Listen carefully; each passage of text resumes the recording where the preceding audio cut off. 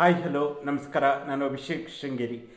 ಇವತ್ತಿನ ಈ ಒಂದು ವಿಶೇಷ ಸಂದರ್ಶನದಲ್ಲಿ ಪ್ರಮುಖವಾಗಿ ಕಳೆದ ಕೆಲವೊಂದು 3-4 ದಶಕಗಳಿಂದ ಮಲೆನಾಡಿನ ಸಮಸ್ಯೆಗಳ ಕುರಿತಾಗಿ ರಾಜ್ಯ ರಾಷ್ಟ್ರವ್ಯಾಪ್ತಿಯಲ್ಲಿ ಹಲವಾರು ಹೋರಾಟಗಳನ್ನ ಮಾಡಿ ಹಲವಾರು ಸಂಘ ಸಂಸ್ಥೆಗಳಲ್ಲೂ ಕೂಡ ತೊಡಗಿಸಿಕೊಳ್ಳೋ ಜೊತೆಗೆ ಹಲವಾರು ಸಂಘಟನೆಗಳಲ್ಲಿ ಹೋರಾಟಗಳನ್ನು ಮಾಡುವುದರ ಮೂಲಕ ಈ ಭಾಗದ ಸಮಸ್ಯೆಗಳನ್ನು ಸರ್ಕಾರಗಳ ಗಮನ ಸೆಳೆಯುವ ನಿಟ್ಟಿನಲ್ಲಾಗಿರ್ಬೋದು, ಈ ಒಂದು ಸಮಸ್ಯೆಗಳನ್ನು ಎಲ್ಲರ ಒಂದು ಸಮಸ್ಯೆಗಳನ್ನು ಬಗೆಹರಿಸುವ ನಿಟ್ಟಿನಲ್ಲಿ ಸತತವಾಗಿ ಹಲವಾರು ಪ್ರಯತ್ನಗಳನ್ನು ಮಾಡ್ತಾ ಹೋರಾಟಗಳನ್ನ ಮಾಡ್ತಿರುವಂತಹ ಏನು ಪರಿಸರ ಹೋರಾಟಗಾರರು ಹಾಗೂ ಮಲೆನಾಡಿನ ಕುರಿತಾಗಿ ಅಪಾರವಾದ ಅಧ್ಯಯನವನ್ನು ಮಾಡಿರುವಂತಹ ಈಗ ಪ್ರಸ್ತುತ ಏನು ಆನೆ ಸಮಸ್ಯೆಗಳ ಕುರಿತಾಗಿ ಆನೆ ಸಮಸ್ಯೆ ಯಾಕೆ ಉಲ್ಬಣವಾಗ್ತಾ ಇದೆ, ಆನೆ ದಾಳಿಯಿಂದಾಗಿ ಕಳೆದ 1 ವರ್ಷದಲ್ಲಿ 7-8 ಜನ ಸಾವನ್ನಪ್ಪಿದೆ ಹೇಗೆ, ಈ ಎಲ್ಲ ವಿಚಾರಗಳ ಕುರಿತಾಗಿ ಸುದೀರ್ಘವಾದ ಚರ್ಚೆಯಲ್ಲಿ ಭಾಗವಹಿಸಲು ನಮ್ಮ ಜೊತೆ ಪರಿಸರ ಹೋರಾಟಗಾರರು ಮಲೆನಾಡಿನ ಸಮಸ್ಯೆಗಳ ಕುರಿತಾಗಿ ಅಪಾರವಾದ ಜ್ಞಾನವನ್ನು ಹೊಂದಿರುವಂತಹ ಶ್ರೀಯುತ ಕಲ್ಕುಳಿ ವಿಠಲ್ ಹೆಗ್ಡೆ ನಮ್ಮ ಜೊತೆ ಇದ್ದಾರೆ.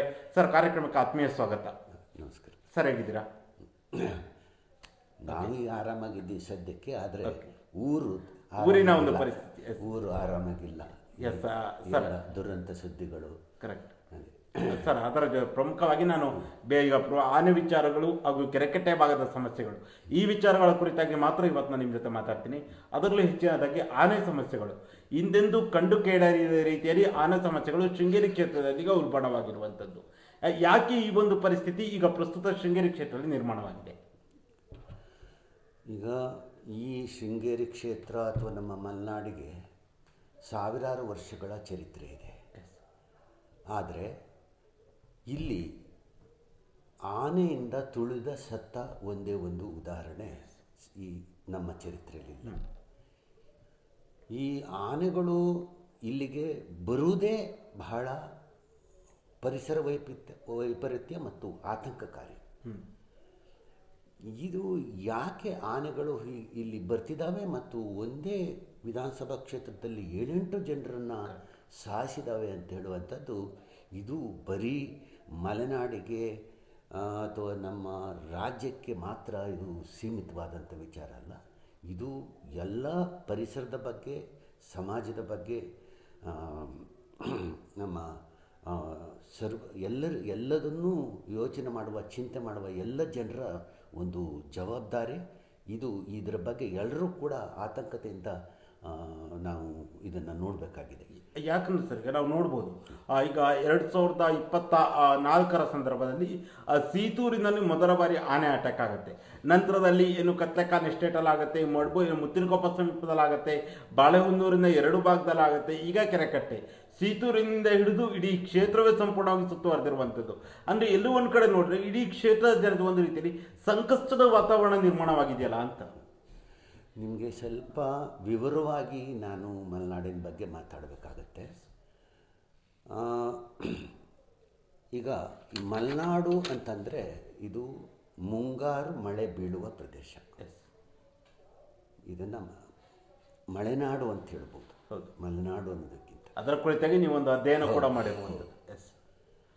ಈ ಮಳೆ ಹೇಗೆ ಯಾವ್ಯಾವ ಪ್ರದೇಶದಲ್ಲಿ ವಾರ್ಷಿಕವಾಗಿ ಎಷ್ಟು ಮಳೆ ಸುರಿಯುತ್ತೆ, ಅದಕ್ಕೆ ಸರಿಯಾಗಿ ಅಲ್ಲಿನ ಪರಿಸರ, ಅಲ್ಲಿಯ ಪ್ರಾಣಿ ಜೀವ ವೈವಿಧ್ಯ ಅವೆಲ್ಲವೂ ಕೂಡ ಅದಕ್ಕೆ ಅನುಗುಣವಾಗಿ ಇದೆ. ಒಟ್ಟಿನಲ್ಲಿ ಮುಂಗಾರು ಮಳೆಯೇ ಇಲ್ಲಿ ಎಲ್ಲವನ್ನೂ ನಿರ್ಧರಿಸುತ್ತೆ. ಇಲ್ಲಿ ಎಷ್ಟು ಇಂಚ್ ಎಲ್ಲಿ ಮಳೆ ಬೀಳುತ್ತೆ ಅನ್ನೋದೇ ಬಹಳ ಮುಖ್ಯವಾದ ವಿಚಾರ. ಇದರಲ್ಲಿ ಈಗ 50 ಇಂಚಿಗಿಂತ ಜಾಸ್ತಿ ವಾರ್ಷಿಕ ಮುಂಗಾರು ಮಳೆ ಬೀಳುವಂಥ ಪ್ರದೇಶನ ಮಲೆನಾಡು ಅಂತ ಹೇಳ್ಬೋದು. ಈ 50ರಿಂದ 100 ಇಂಚ್ ಮಳೆ ಬೀಳುವಂಥದ್ದು ಒಂದು ಮಟ್ಟ ಮಲೆನಾಡಿದೆ. ಅದು ಸಮೃದ್ಧವಾದ ಮಲೆನಾಡಿನ ಪ್ರದೇಶ. ಅಲ್ಲಿ ಆನೆ, ಜಿಂಕೆ, ಹುಲಿ, ಈ ರೀತಿ ಅನೇಕ ಜೀವ ವೈವಿಧ್ಯಗಳು, ತುಂಬ ಬೆಲೆಬಾಳುವ ಮರಗಳು, ವೈವಿಧ್ಯಮಯ ಪರಿಸರ, ಈ ರೀತಿ ಒಂದು ವಿಸ್ತಾರವಾದ ಇದು ಇಡೀ ಪಶ್ಚಿಮ ಘಟ್ಟದ ಒಂದು ಅಂಚಲ್ಲಿ ಅದು ಎಲೆ ಉದುರುವ ಕಾಡಿರುವಂಥ ಪ್ರದೇಶ.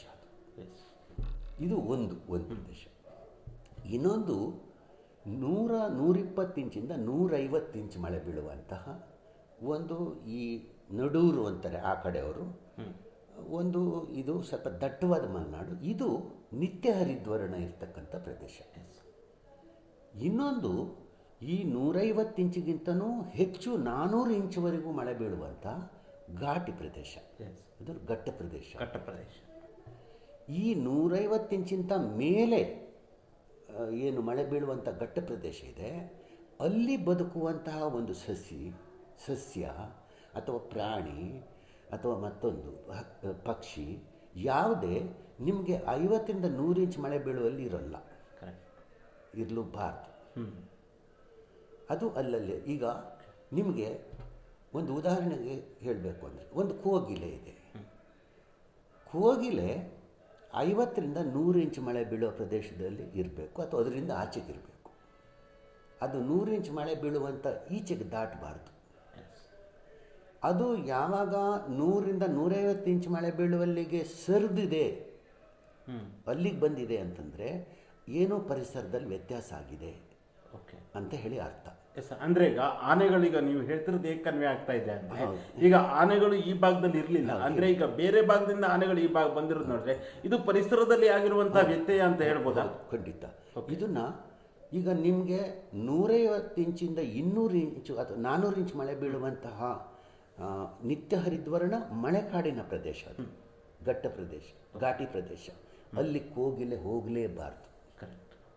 ಹಾಗೆಯೇ ಈ ಆನೆ ಮತ್ತು ಹುಲಿ ಅಲ್ಲ ಮತ್ತು ಜಿಂಕೆ ಮತ್ತು ಆನೆ ಯಾಕೆ ಆ ಪ್ರದೇಶದಲ್ಲಿ ಬದುಕ್ತವೆ, ಈ ಪ್ರದೇಶದಲ್ಲಿ ಯಾಕೆ ಬದುಕಬಾರ್ದು ಅಂತಂದರೆ, ಬದುಕೋಕ್ಕಾಗಲ್ಲ ಅಂತಂದರೆ, ಈ ಜಿಂಕೆಗಳಿಗೆ ಅವು ವೇಗವಾಗಿ ಹಾರ್ತವೆ, ಅದು 10-20 ಅಡಿ ದೂರಕ್ಕೆ ಹಾರ್ತವೆ.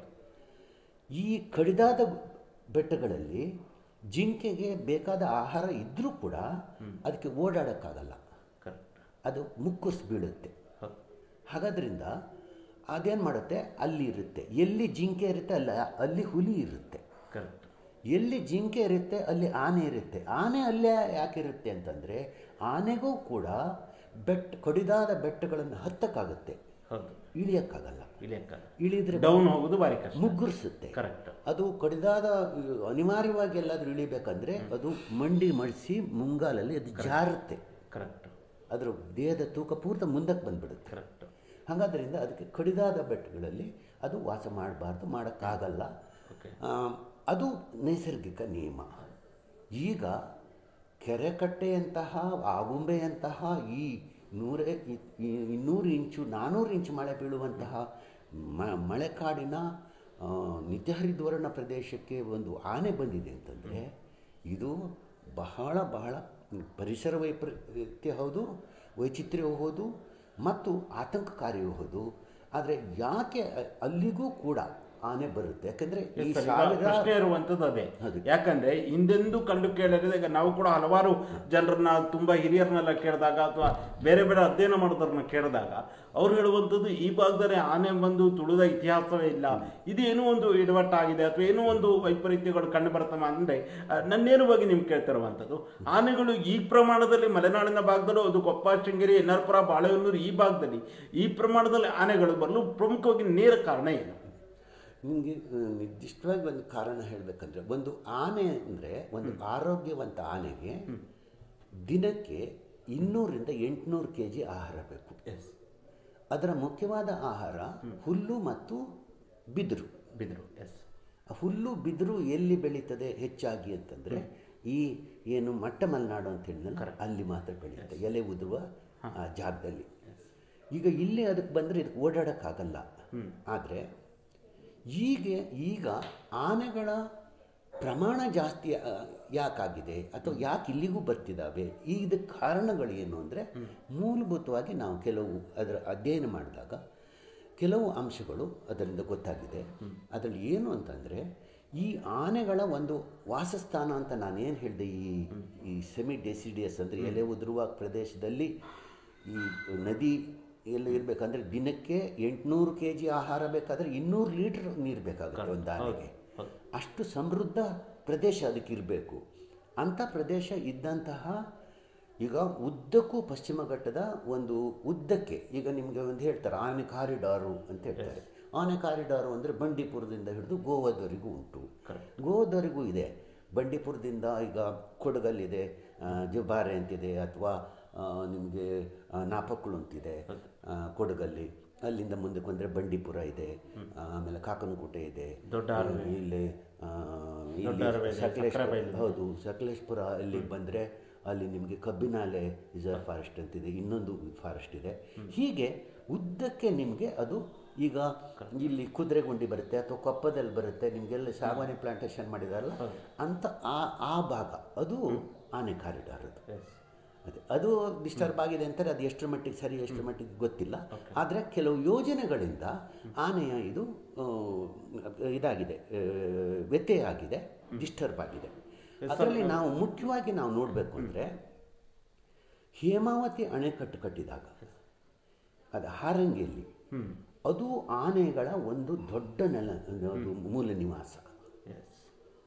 ಅಲ್ಲಿರುವ ಆನೆಗಳು ಆ ಜಲಾಶಯ ಏನು ನೀರು ಬಂದು ಮುಳುಗು ಹೋಯಿತು, ಆ ಆನೆಗಳಿಗೆ ಆಶ್ರಯ ಇಲ್ಲ ಆಯಿತು. ಈ ನಿರಾಶ್ರಿತರಾದ ಆನೆಗಳು ಆ ಕಬ್ಬಿನಾರೆ ಆ ರಿಸರ್ವ್ ಆ ಅಂಚಿನಲ್ಲಿ ಬದುಕಕ್ಕೆ ಶುರು ಮಾಡಿದ್ದು ಮೊದಲು ಸರಿದು. ಅದರ ನಂತರ ಅಂಚಿಗೆ ಬಂದವು ಏನು ಮಾಡಿದ್ವು, ಪಕ್ಕದ ಇದಕ್ಕೆ ಆ ಕಡೆ ಈ ಕಡೆ ಅವುಗಳು ವಿಸ್ತರಿಸ್ಕೊಳ್ಳೋದಕ್ಕೆ ಪ್ರಯತ್ನ ಮಾಡಿದಾಗ ಅಲ್ಲಿ ಏನು ಅಂದರೆ ಈ ದೊಡ್ಡ ದೊಡ್ಡ ಎಸ್ಟೇಟ್ಗಳಿದ್ದಾವೆ. ಅವು ಎಸ್ಟೇಟ್ಗಳು ಹೇಗಿದ್ದಾವೆ ಅಂತಂದರೆ ಅಲ್ಲಿ ಬ್ರಿಟಿಷರ ಕಾಲದಲ್ಲಿ ಮಾಡಿದ 5-10 ಸಾವಿರ, ಈಗ ಕಾಡು ಮನೆ ಎಸ್ಟೇಟ್ ಅಂತಾರೆ, ಎಂತೆಂಥದ್ದು ಹೆಸರುಗಳಿದ್ದಾವೆ. ಅಂಥ ಸಾವಿರಾರು ಎಕರೆಗಳು ಇರುವಂಥ ಎಸ್ಟೇಟ್ಗಳಿದ್ದಾವೆ. ಆ ಎಸ್ಟೇಟ್ಗಳಲ್ಲಿ ಏನು ಮಾಡ್ತವೆ, ಮುಂಚೆ ಈಗ ಏನು ಇದಕ್ಕೆ ಎಸ್ಟೇಟ್ ಹಲಸಿನ ಹಣ್ಣಿಗೆ ಬರ್ತವೆ ಅಥವಾ ಇನ್ನೊಂದಕ್ಕೆ ಬರ್ತವೆ, ಏನು ಬಂದು ಎಲ್ಲ ಗಿಡ ಮುರಿತವೆ ಅಥವಾ ಮಾಡ್ತವೆ ಇದು ಮಾಡ್ತವೆ ಅಂತಾದಾಗ ಈ ಎಸ್ಟೇಟ್ನವರು ಭಾಳ ವಿಶೇಷವಾದ ಬಂದೋಬಸ್ತುಗಳನ್ನ ಬೇಲಿ ಮಾಡಿದರು, ಅಗಳು ಮಾಡಿದರು. ಏನು ಮಾಡಿದರು ಆಗಲಿಲ್ಲ. ಅವರು ಆಮೇಲೆ ಎಲೆಕ್ಟ್ರಿಕ್ ಫೆನ್ಸ್ಗಳನ್ನು ಮಾಡಿದರು. ಎಲೆಕ್ಟ್ರಿಕ್ ಫೆನ್ಸ್ಗಳನ್ನು ದಾಟಿ ಆನೆಗಳು ಅದರ ಮೇಲೆ ಇದಿಟ್ಟು ದಾಟ್ಕೊಂಡು ಒಳಗಡೆ ಹೋಗೋಕ್ಕೆ ಶುರು ಮಾಡಿದರು. ಆಮೇಲೆ ಏನು ಮಾಡಿದರು ಅವರು ರೀಸೆಂಟಾಗಿ ಈ ಹ್ಯಾಂಗಿಂಗ್ ಬೇಲಿಯನ್ನು ಎಲೆಕ್ಟ್ರಿಕ್ ಫೆನ್ಸ್ಗಳನ್ನು ಮಾಡಿದರು. ಅದರಲ್ಲಿ ಆನೆಗಳು ಸಿಕ್ಕಾಪಟ್ಟೆ ಪೆಟ್ಟು ತಿಂದವು. ಒಂದು ಆನೆಗಳು ಬಹಳ ಸೂಕ್ಷ್ಮವಾದ ಪ್ರಾಣಿ. ನಮ್ಮ ಕಾಡಲ್ಲಿರುವಂತಹ ಪ್ರಾಣಿಗಳಲ್ಲಿ ಅತ್ಯಂತ ಬುದ್ಧಿವಂತ ಮತ್ತು ಸೂಕ್ಷ್ಮವಾದ ಪ್ರಾಣಿ ಅಂದರೆ ಒಂದು ಹಂದಿ ಬಿಟ್ಟರೆ ಆನೆ. ಇದು ಅವು ಯಾವಾಗ ಒಂದು ಸರಿ ಪೆಟ್ಟು ಬಿದ್ದ ಆನೆಗಳಿರ್ತವೆ, ಅಕಸ್ಮಾತ್ ಅವು ಏನಾದರೂ ಒಳಗಡೆ ಹೋದರೆ ಎಸ್ಟೇಟಿಂದ ಹೊರಗೆ ಹಾಕೋಕ್ಕೂ ಆಗಲ್ಲ ಅವನ್ನ, ಅಂದರೆ ಅಷ್ಟು ಭಯಪಡ್ತಾವು. ಈ ರೀತಿ ಪೆಟ್ಟು ತಿಂದ ಆನೆಗಳು ಅವು ಆ ಎಸ್ಟೇಟ್ ಒಳಗಡೆ ಈ ಹ್ಯಾಂಗಿಂಗ್ ಇದು ಬೇಲಿ ಮತ್ತೊಂದು ಈ ತಡೆಗಳು ಬಂದ ಮೇಲೆ ಮತ್ತೆ ಸ್ವಲ್ಪ ಬೇರೆ ಕಡೆ ಅವುಗಳ ಇದನ್ನು ವಿಸ್ತರಿಸ್ಕೊಳ್ಳೋಕ್ಕೆ ಒಂದು ಕಾರಣ ಆಗಿದೆ. ಒಟ್ಟಾರೆ ನಾವು ಹೇಳಬೇಕು ಅಂದರೆ ಈ ನೆಲೆ ಕಳೆದುಕೊಂಡ ಅಥವಾ ಮನೆ ಕಳೆದುಕೊಂಡ ಆನೆಗಳು ಬೇರೆ ಬೇರೆ ಜಲಾಶಯ ಮತ್ತು ಯೋಜನೆಗಳಿಂದ ಆನೆಗಳ ವಾಸಸ್ಥಾನಗಳು ಏನಿತ್ತು ಅದನ್ನು ಕಳ್ಕೊಂಡ ಆನೆಗಳಿದಾವಲ್ಲ ಅವು ಒಂದು ಪಾಲು ಅದು ಈ ಇದಕ್ಕೆ ಸಮಸ್ಯೆಗೆ ಒಂದು ಕಾರಣ. ಇನ್ನೊಂದು ಕಾರಣ ಏನಂದರೆ ಈ ನಮ್ಮ ವನ್ಯಜೀವಿ ಕಾಯ್ದೆ ಒಂದು ಏನು 72ರಲ್ಲಿ ಬಂತು, ಅದರ ಮೇಲೆ ಅದಕ್ಕೆ ಮತ್ತೆ ತಿದ್ದುಪಡಿಗಳನ್ನು ಮಾಡಿ ಅದರ ಮೇಲೆ ಕೆಲವು ಕೂತ್ಕೊಂಡು ಇಲ್ಲಿ ಏನಾಗ್ತಿದೆ ಮುಖ್ಯವಾಗಿ ಈ ಸಮಸ್ಯೆಗಳು ಇನ್ನೊಂದು ಕಾರಣ ಅಂದರೆ ಪೇಟೆಯಲ್ಲಿ ಕೂತ್ಕೊಂಡವರು ಈ ಕಾಡಲ್ಲಿ ಕೂತ್ಕೊಂಡವ್ರ ಬಗ್ಗೆ ಇವರ ಬದುಕಿನ ಬಗ್ಗೆ ತೀರ್ಮಾನ ತಗೊಳ್ಳೋದು. ಈ ಪೇಟೆಯಲ್ಲಿ ಕೂತ್ಕೊಂಡವರು ಅಥವಾ ಇನ್ನೆಲ್ಲೋ ವಿದೇಶದಲ್ಲಿ ಅಮೇರಿಕದಂಥ ಅಭಿವೃದ್ಧಿ ದೇಶಗಳಲ್ಲಿ ಕೂತ್ಕೊಂಡು ನಮ್ಮ ದೇಶದ ಕಾಡಲ್ಲಿ ಪ್ರಾಣಿ ಹೇಗಿರಬೇಕು ಹೇಗೆ ಅಥವಾ ಜನ ಹೇಗಿರಬೇಕು ಅನ್ನೋದನ್ನು ತೀರ್ಮಾನ ಮಾಡುವಂಥದ್ದು ಒಂದು ಪರಿಸರ ವ್ಯವಸ್ಥೆ ಬಂದಿದೆ. ಇವು ಇದಕ್ಕೆ ಒಂದು ನೇರವಾದ ಕಾರಣಗಳಾಗ್ತಿದ್ದಾವೆ. ಇದೇನು ಮಾಡಿದ್ರು ಈ ವನ್ಯಜೀವಿ ಇದರಲ್ಲಿ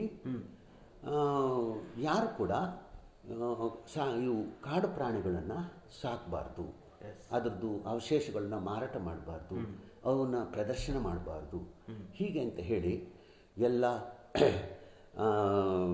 ಏನು ಹಾವು ಮುಂಗ್ಸಿ ಅಥವಾ ಕರಡಿ ಈ ಥರ ಎಲ್ಲ ಆಡಿಸೋರು ಎಲ್ಲ ಇದನ್ನು ಇವರು ವಶಪಡಿಸ್ಕೊಂಡ್ರು.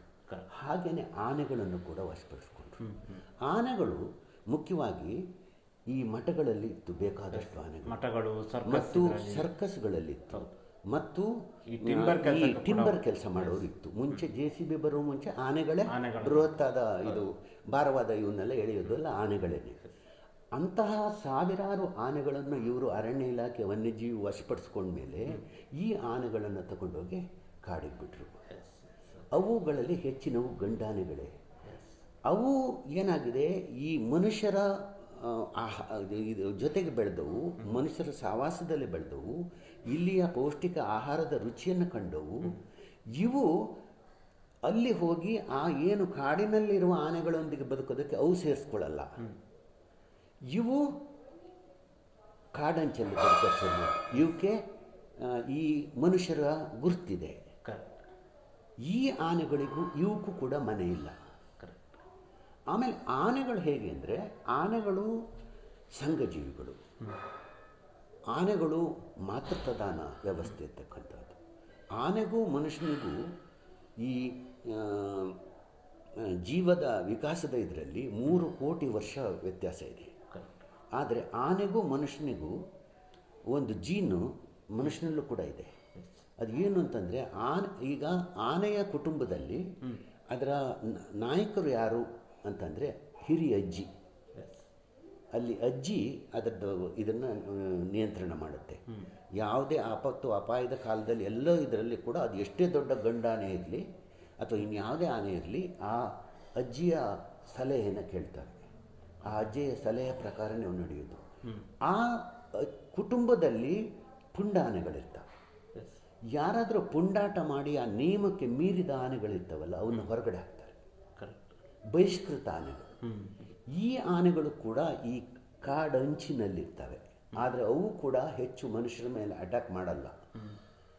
ಅವು ಒಂಟಿ ಸಲಗುಗಳೇ ಆಗಿರ್ತವೆ. ಆದರೆ ಅವು ಪಾಡಿಗೆ ಅವು ಒಕ್ಕೊಂದು ಆಶ್ರಯ ಇಲ್ಲದೆ ಇರೋದ್ರಿಂದ ಭಯ ಜಾಸ್ತಿ ಇರುತ್ತೆ. ಆದರೆ ಈ ಸರ್ಕಸ್, ಈ ಮಠಗಳು ಬಿಟ್ಟ ಆನೆಗಳೆಲ್ಲ ಇದ್ವಲ್ಲ, ಇವುಗಳು ಏನು ಮಾಡಿದ್ದು, ಇವುಗಳು ಎಲ್ಲ ಸೇರಿಕೊಂಡು ಈ ಕಾಡಂಚಿನಲ್ಲಿದ್ದಂತಹ ರೈತರ ಬೆಳೆಗಳು, ರುಚಿಕರವಾದ ರೈತರ ಬೆಳೆಗಳನ್ನು ತಿನ್ನೋದಕ್ಕೆ ಅಭ್ಯಾಸ ಮಾಡ್ಕೊಂಡಿದ್ದಾವೆ. ಇವಕ್ಕೆ ಕಾಡಲ್ಲಿ ಹೋಗಿ ಅದು ಚಪ್ಪೆ ಆಹಾರ ತಿನ್ನೋದಕ್ಕಿಂತ ಈ ರುಚಿಯಾದ ಆಹಾರದ ಅಭ್ಯಾಸ ಮಾಡ್ಕೊಂಡಿದ್ದಾರೆ. ಹಿಂದೆ ಕೂಡ ಈ ಕಾಡಲ್ಲಿ ಕೆಲವು ಒಂದು ಜೋಡಿ ಎಲ್ಲ ಇರುತ್ತೆ, ಅವು ಕೂಡ ವಿಹಾರಕ್ಕೆ ಬರ್ತವೆ. ಒಂದು ಹೆಣ್ಣು ಹೀಗೆಲ್ಲ ಬರೋದು, ಅಥವಾ 2-3 ಆನೆಗಳು ಹೀಗೆ ಬರೋದು, ಬಂದು ಎಲ್ಲೋ ಒಂದು ಕಡೆ ಹೀಗೆ ಬಂದು ಆವಾಗ ಈಗ ಕಾಡಿನೊಟ್ಟಿಗೆ ಆನೆ ಒಟ್ಟಿಗೆ ಬದುಕುವಂಥ ಊರುಗಳಿದ್ದಾವೆ. ಅಂಥ ಊರುಗಳಲ್ಲಿ ಅವ್ರದ್ದು ಬೆಳೆಗೆ ಏನಾದ್ರು ಬಂದರೆ ಆ ಆನೆಯ ಪಾದಕ್ಕೆ ಪೂಜೆ ಮಾಡ್ತಾರೆ.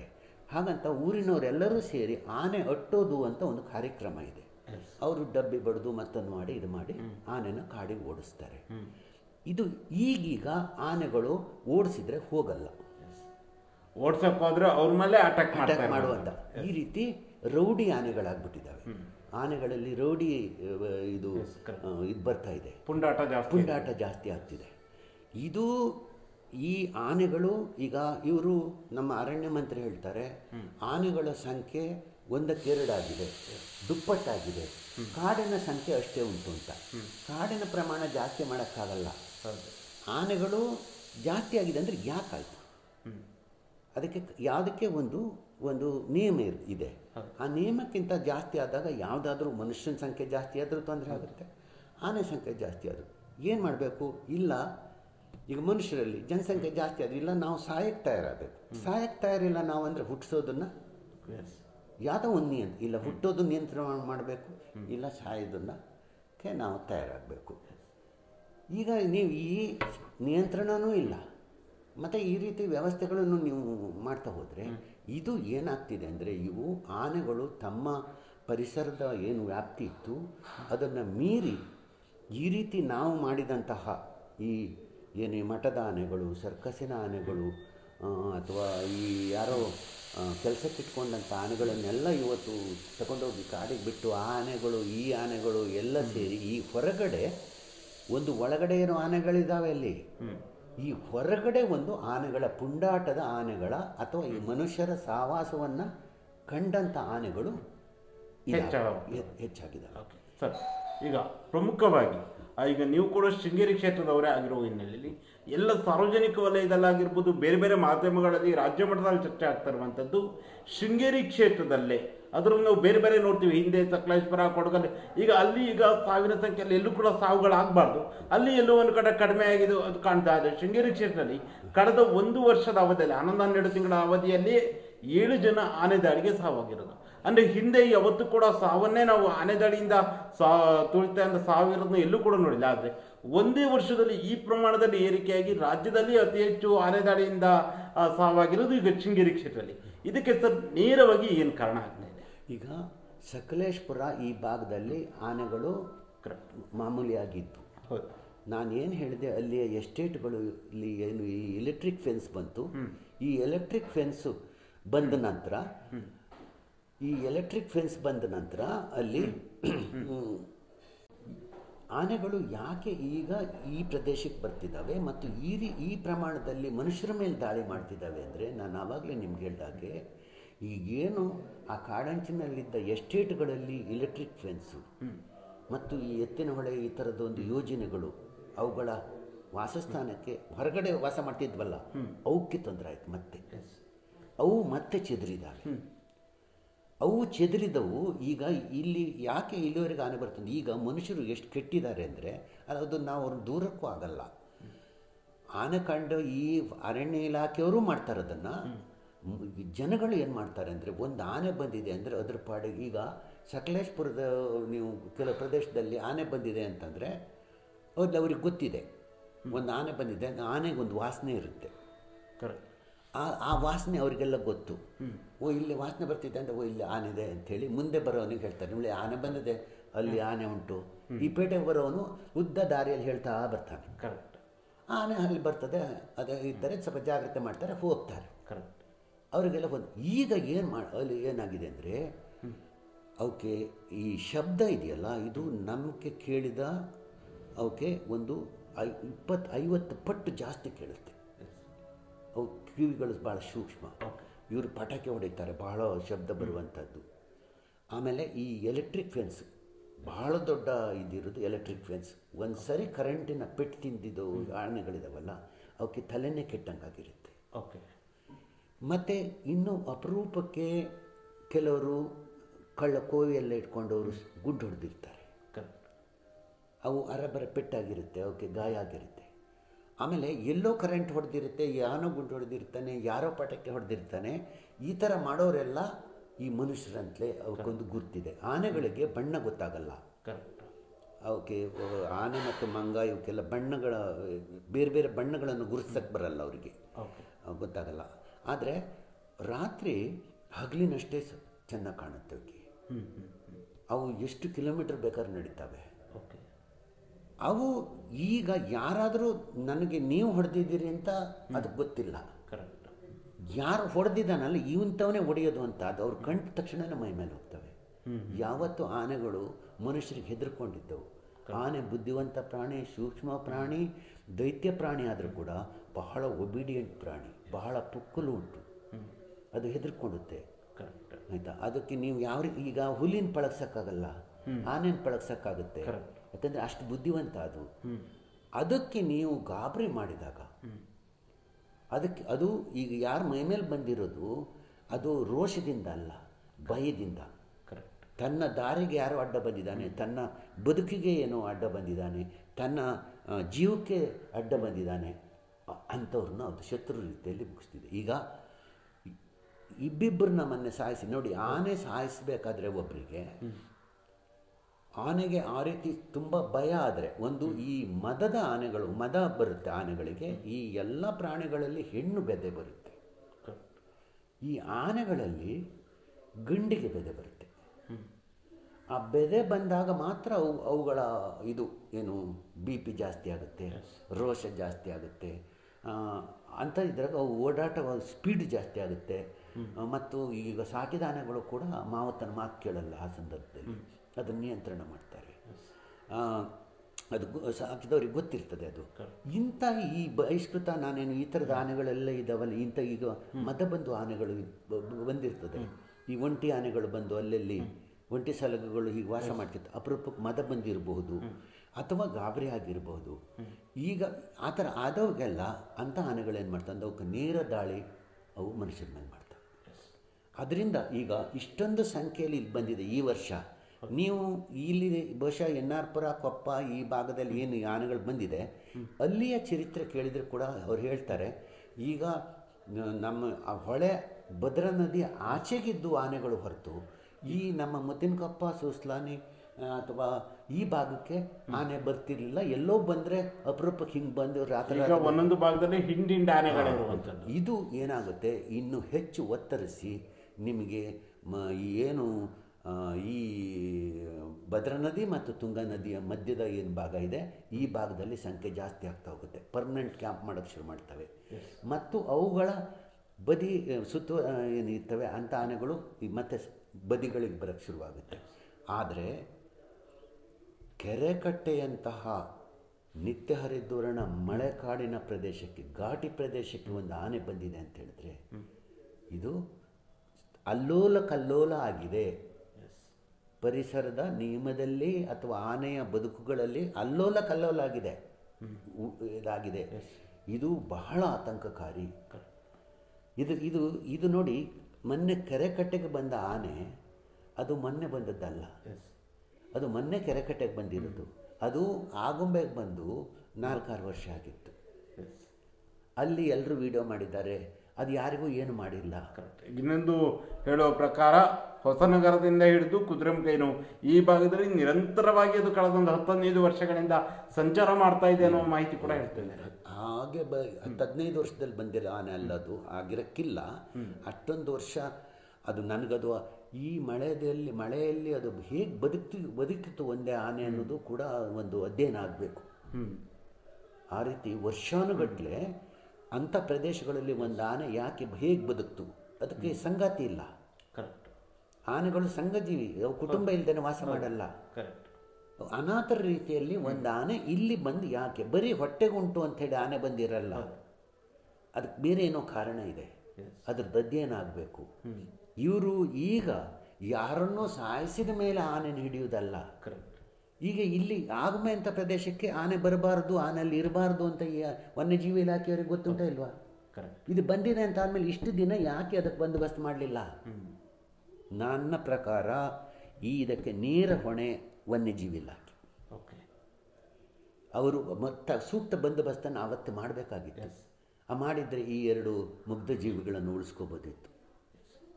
ಸರ್, ಈಗ ನಾನು ಕೇಳ್ತಿರುವಂಥದ್ದು, ನಾನು ನೇರವಾಗಿ ಕೇಳ್ತಾ ಇದ್ದೇನೆ. ಶೃಂಗೇರಿ ಕ್ಷೇತ್ರದಲ್ಲಿ ಈ ರೀತಿಯಾದ ಅನಾಹುತಗಳು, ಈಗ ನೀವೆಲ್ಲ ಹೇಳಿದ್ರಿ, ಇವೆಲ್ಲವೂ ಕೂಡ ಒಪ್ಪುವಂಥವು. ಆದರೆ ಶೃಂಗೇರಿ ಕ್ಷೇತ್ರದಲ್ಲಿ ಯಾಕೆ ಹಿಂದೆಂದೂ ಕಂಡಳಿಯರೇ ಆಗಿಲ್ಲ, ಈ ಕಳೆದ 1 ವರ್ಷದಲ್ಲಿ ಈ ರೀತಿ ವಿಪರೀತವಾಗಿ ಯಾವತ್ತು ನೋಡಿದ್ರು ಈಗ 2 ತಿಂಗಳಿಗೆ 3 ತಿಂಗಳಿಗೆ ಒಂದ್ಸರಿ ಆನೆ ದಾಳಿಯಿಂದ ಸಾವು. ಈಗ ಮೊನ್ನೆ ಇಬ್ಬರು ಒಟ್ಟಿಗೆ ಆನೆ ದಾಳಿಯಿಂದ ಸಾವನ್ನಪ್ಪಿದ್ರು. ಬಾಳೆಹೊನ್ನೂರಲ್ಲಿ 2 ದಿನದ ಅಂತರದಲ್ಲಿ ಇಬ್ಬರು ಸಾವನ್ನಪ್ತಾರೆ. ಸೀತೂರಿನಲ್ಲಿ ಮೊದಲು ಸಾವನ್ನಪ್ತಾರೆ. ಮಡಬೂರು ಮುತ್ತಿನಕೊಪ್ಪ ಭಾಗದಲ್ಲಿ ಒಬ್ಬರು ಸಾವನ್ನಪ್ತಾರೆ. ಕತ್ಲಖಾನ್ ಎಸ್ಟೇಟ್ನಲ್ಲಿ ಕೆಲಸ ಮಾಡ್ತಿದ್ದಂಥ ಮಹಿಳೆ ಆನೆ ದಾಳಿಯಿಂದ ಸಾವನ್ನಪ್ಪಿರುವಂಥದ್ದು. ಅದರಲ್ಲೂ ನಾವು ಪರ್ಟಿಕ್ಯುಲರ್ ಆಗಿ ನೋಡಿದ್ರೆ ಸಂಜೆ ಟೈಮು ಹಾಗೂ ಬೆಳಗ್ಗೆ ಟೈಮಲ್ಲಿ ಹೆಚ್ಚಿನದಾಗಿ ಆನೆ ದಾಳಿಯಿಂದ 7 ಜನ ಸಾವನ್ನಪ್ಪಿರುವಂಥದ್ದು. ಈ ಒಂದು ದುರ್ಘಟನೆಗಳು ಶೃಂಗೇರಿ ಕ್ಷೇತ್ರದಲ್ಲಿ ಪದೇ ಯಾಕೆ ಆಗ್ತಾ ಇದೆ? ನೀವು ಇದರ ಮೂಲನ ನೀವು ಹಾರಂಗಿ ಜಲಾಶಯದ ಪಕ್ಕ ಇರುವಂಥ ಎಸ್ಟೇಟ್ಗಳು ಏನಿದ್ದಾವೆ, ಆ ಎಸ್ಟೇಟ್ಗಳವರು ಏನು ಹೊಸ ತಂತ್ರಜ್ಞಾನದ ಬೇಲಿಗಳನ್ನು ಬಳಸಿದ್ದಾರೆ ನೋಡಬೇಕು. ಅಲ್ಲಿಂದ ಇವು ಚದ್ರಿ ಬಂದಿದ್ದಾವೆ. ಈಗ ಮುತ್ತೋಡಿಯಿಂದ ಬಂದ ಆನೆಗಳಿರ್ಬೋದು. ಏನಂದರೆ ಈ ಎಸ್ಟೇಟ್ಗಳಲ್ಲಿ ಎಲೆಕ್ಟ್ರಿಕ್ ಫೆನ್ಸ್ ಮಾಡೋದು, ಮತ್ತು ಶೂಟ್ ಮಾಡೋದು, ಮತ್ತು ಬೇರೆ ಬೇರೆ ರೀತಿಯ ಪಟಾಕಿ ಹೊಡೆಯುವುದು ಅಥವಾ ಬೇರೆ ಬೇರೆ ರೀತಿಯ ತೊಂದರೆಗಳನ್ನು ಕೊಡ್ತಾರೆ. ಅಲ್ಲಿಂದ ಅವು ಆ ಚದುರಿದ ಆನೆಗಳು. ಆಮೇಲೆ ಇನ್ನೊಂದು ಏನಾಗಿದೆ, ಇವು ಆನೆಗಳು ಈ ರೈತರ ಬೆಳೆಯನ್ನು ಅಭ್ಯಾಸ ಮಾಡಿಕೊಂಡು ರುಚಿ ಹತ್ತಿದವು ಇವುಗಳು. ಅಂದರೆ ಅಲ್ಲಿ ಸಂಖ್ಯೆ ಜಾಸ್ತಿ ಆಗಿದೆ. ಈಗ ನಮ್ಮ ಅರಣ್ಯ ಮಂತ್ರಿಗಳು ಹೇಳ್ದಂಗೆ ಒಳಗಡೆ ಸಂಖ್ಯೆ ಜಾಸ್ತಿ ಆದ ತಕ್ಷಣವೇ ಹೊರಗಡೆನೂ ಅವು ವಿಸ್ತಾರ ಆಗಲೇಬೇಕು. ಆ ಥರ ವಿಸ್ತರಿಸಿದವು, ಈ ಥರ ಭಯಗೊಂಡವು, ಈ ರೀತಿ ಆನೆಗಳು. ಯಾಕೆಂದರೆ ಈ ಒಂದೇ ಸರಿ ಇಷ್ಟು ಆನೆಗಳಲ್ಲಿ ಬಂದಿದ್ದಾವೆ, ಇಷ್ಟು ಜನರನ್ನು ಒಂದೇ ಸರಿ. ಇದು ಈ ವರ್ಷ ಈ ಸಮಸ್ಯೆನ ಬೇಗ ಬಗೆಹರಿಸದಿದ್ದರೆ, ಒಂದು ಶಾಶ್ವತ ಪರಿಹಾರ ಇದಕ್ಕೆ ಕಂಡುಕೊಳ್ಳದಿದ್ದರೆ ನಿಮಗೆ ಈ ವರ್ಷ 7 ಜನ ಅಲ್ಲ, ಇನ್ನೂ ಎಷ್ಟೋ ಜನ ಸಾಯ್ತಾರೆ ಅಂತ ಗೊತ್ತಿಲ್ಲ. ಯಾಕೆಂದರೆ ನಿಮಗೆ ಗೊತ್ತಿದ್ದ ಹಾಗೆ ಆನೆಗಳು ಬರೀ ಹಳ್ಳಿಗಳಿಗೆ ಬರ್ತಿಲ್ಲ, ಕೊಪ್ಪ ಪೇಟೆಗೆ ಬಂದಿದೆ, ಶೃಂಗೇರಿ ಮಠಕ್ಕೆ ಬಂದಿದೆ ಆನೆ.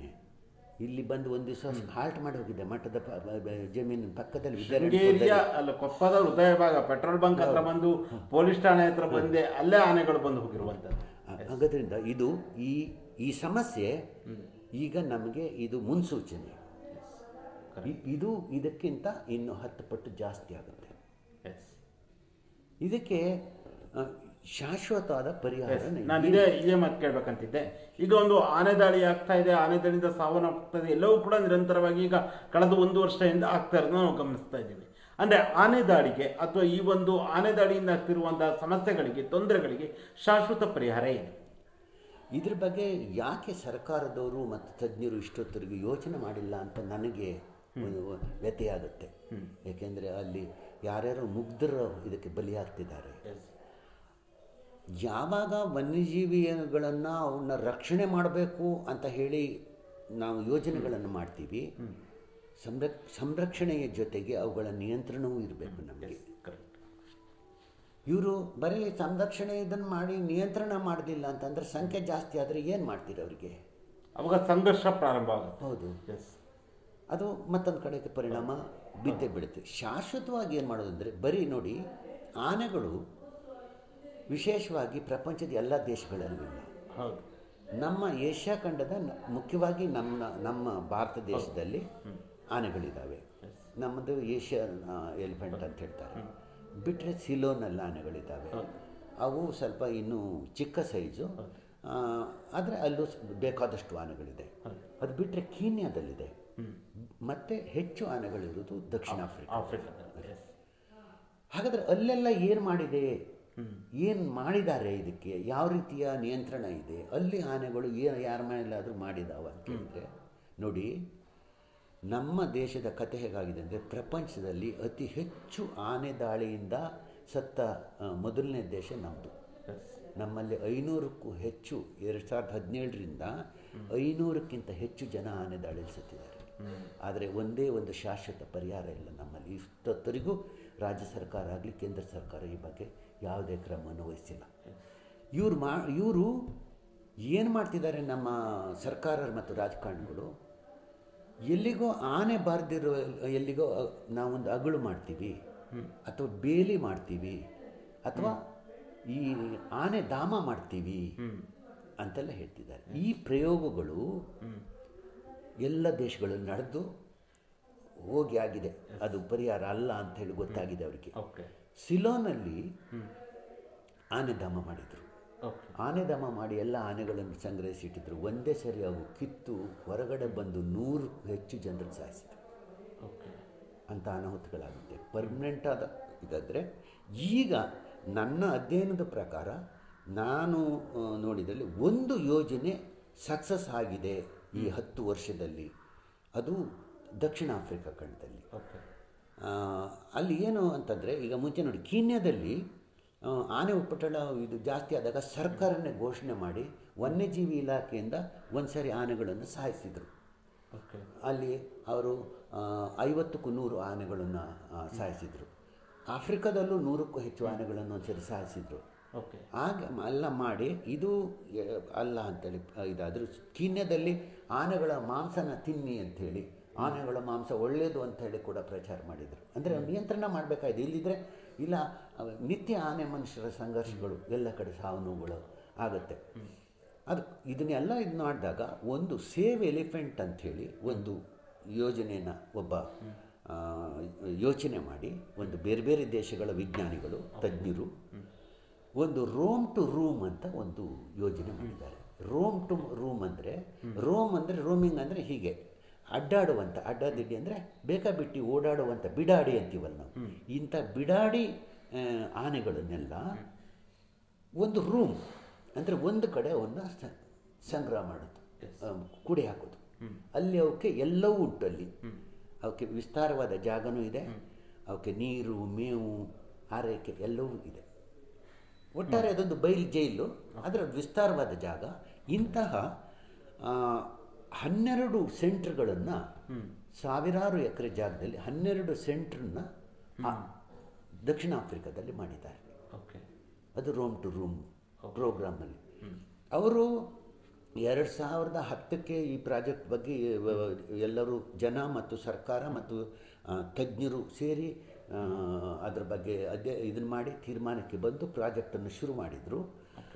ಶುರು ಮಾಡಿದಾಗ ಏನು ಮಾಡಿದ್ರು ಅಂದರೆ ಬರೀ ದಕ್ಷಿಣ ಆಫ್ರಿಕಾ ಖಂಡದ ಸರ್ಕಾರದಿಂದನೇ ಈ ಯೋಜನೆ ಮಾಡೋಕ್ಕಾಗಲ್ಲ. ಅದಕ್ಕೆ ಇದು ಎಲ್ಲರ ಸಮಸ್ಯೆ ಆಗಿರೋದ್ರಿಂದ, ಇದಕ್ಕೆ ಬೇರೆ ಬೇರೆ ಕಾರಣಗಳಿರೋದ್ರಿಂದ ಎಲ್ಲ ಸಾರ್ವಜನಿಕರು ಇವತ್ತೀಗ ನೀವು ಬೇಕಾದರೆ ಒಂದು $100 $50 ಇಂದ ಹಿಡಿದು ಎಷ್ಟು ಬೇಕಾದ್ರೂ ನೀವು ರೂಮ್ ಟು ರೂಮು ಇದಕ್ಕೆ ಸಹಾಯ ಮಾಡ್ಬೋದು. ಹಾಗೆ ಪ್ರಪಂಚದಾದ್ಯಂತ ಹಣ ಸಂಗ್ರಹವನ್ನು ಮಾಡಿ ಮತ್ತು ದೊಡ್ಡ ದೊಡ್ಡ ಕಂಪನಿಗಳಿಂದ ಸಹಾಯವನ್ನು ಪಡೆದು ಮತ್ತು ಸರ್ಕಾರವೂ ಸೇರಿಕೊಂಡು ಒಂದು 12 ಸೆಂಟ್ರನ್ನ ಮಾಡಿ 10,000 ಆನೆಗಳನ್ನು ಮೊದಲು ಒಂದು ಪ್ರಾಯೋಗಿಕವಾಗಿ 12 ಸೆಂಟ್ರಲ್ಲಿ ಬಿಟ್ಕೊಂಡ್ರು. ಅದು ಈಗ ಸಕ್ಸಸ್ ಆಗಿ 1,30,000 ಆನೆಗಳಿದ್ದಾವೆ. ಓಕೆ, ಈಗ ಅಷ್ಟು ದೊಡ್ಡ ಇನ್ನೂ ಹೆಚ್ಚಿನ ಸಂಖ್ಯೆ ಬಂದರೂ ಕೂಡ ಅವರು ಅದನ್ನು ಮೇಂಟೈನ್ ಮಾಡ್ತಿದ್ದಾರೆ. ಆನೆಗಳ ಏನು ಶಾಪವೂ ಇಲ್ಲ, ಅವಕ್ಕೂ ಒಂದು ಥರದ ನಿಯಂತ್ರಣವೂ ಇದೆ ಮತ್ತು ಸಾರ್ವಜನಿಕರಿಗೆ ಅಥವಾ ಬೇರೆಯವರಿಗೆ ತೊಂದರೆ ಆಗದಿದ್ದ ರೀತಿಯಲ್ಲಿ ಆ ರೀತಿ ರೂಮ್ ಟು ರೂಮ್ ಅನ್ನುವಂಥ, ನೀವು ಈಗ ಒಂದು ವೆಬ್ಸೈಟಲ್ಲಿ ತೆಗೆದ್ರೆ ನಿಮಗೆ ಸಿಗ್ತದೆ ಅದರ ಮಾಹಿತಿ, ನೀವು ಕೂಡ ಓದ್ಕೋಬೋದು. ಆದರೆ ನನಗೆ ಆಶ್ಚರ್ಯ ಅಂದರೆ ನಮಗೆ ಓದಿದರೆ ಸಿಕ್ಕುತ್ತೆ, ಇಷ್ಟು ವನ್ಯಜೀವಿ ವಿಭಾಗದ ಇಷ್ಟು ಜನ ಅರಣ್ಯ ಅಧಿಕಾರಿಗಳಿದ್ದಾರೆ, ತಜ್ಞರಿದ್ದಾರೆ, ಇವರು ಯಾಕೆ ಇಷ್ಟು ದಿನ ಇಂಥ ಒಂದು ಯೋಜನೆಗಳ ಬಗ್ಗೆ ಅಧ್ಯಯನ ಮಾಡಿ ಹಿಡಿದು ದಕ್ಷಿಣ ಆಫ್ರಿಕಾ ಖಂಡಕ್ಕೆ ಹೋಗಿ, ಕೀನ್ಯಾಕ್ಕೆ ಹೋಗಿ ಏನು ಸಮಸ್ಯೆ ಆಗಿದೆ ಅಲ್ಲಿ ಏನು ಅಂತೇಳಿ ತಿಳ್ಕೊಂಡು ನಾವಿಲ್ಲಿ ಏನು ಮಾಡ್ಬೋದು? ಇಲ್ಲಿ ಯಾರೋ ಪಾಪಿಗಳು ಮುಗ್ಧರು ತೀರಿ ಹೋದಾಗ ಅವರಿಗೆ ಚೆಕ್ ಕೊಡೋದ್ರಲ್ಲಿ, ಪರಿಹಾರ ಕೊಡೋದ್ರಲ್ಲಿ ರಾಜಕಾರಣ ಮಾಡುವಂಥ, ಪೈಪೋಟಿ ಮಾಡುವಂಥ ಅತ್ಯಂತ ವಿಷಾದನೀಯ ದುಃಖಕರ ಚಿತ್ರಣವನ್ನು ನಾವು ನೋಡ್ತಾ ಇದ್ದೀವಿ. ಅದರಲ್ಲೂ ಇದು ಆನೆ ದಾಳಿಯಿಂದ ಸತ್ತ ತಕ್ಷಣ ಮೊದಲು ತಗೊಂಬರೋದು 20 ಲಕ್ಷ ಚೆಕ್ಕನ್ನು ಇಟ್ಕೊಂಬರುವಂಥದ್ದು, 20 ಲಕ್ಷ ಚೆಕ್ ಇಟ್ಕೊಂಬರೋದು ಕೊಡೋದು ಹೋಗುವಂಥದ್ದು. ಅದು ಬಹುಶಃ ಇದಾಗಿದೆ. ಟಿವಿಯವರು ಇರಬೇಕು, ಹೌದು, ಟಿವಿಯವರು ಇಲ್ದೇನೆ ಕೊಡಲ್ಲ. ಟಿವಿಯವರು ಇಲ್ಲದೆ ಅವರ ಪಕ್ಷದ ನಾಯಕರುಗಳಿರ್ಬೇಕು ಜೊತೆಗೆ, ಅವರು ನೀ ಬಾ ನಾ ಬಂದು ಕರೆಯುವಂಥದ್ದು, ಎಲ್ಲರ ಎದುರುಗಡೆ ಚೆಕ್ ಕೊಡುವಂಥದ್ದು.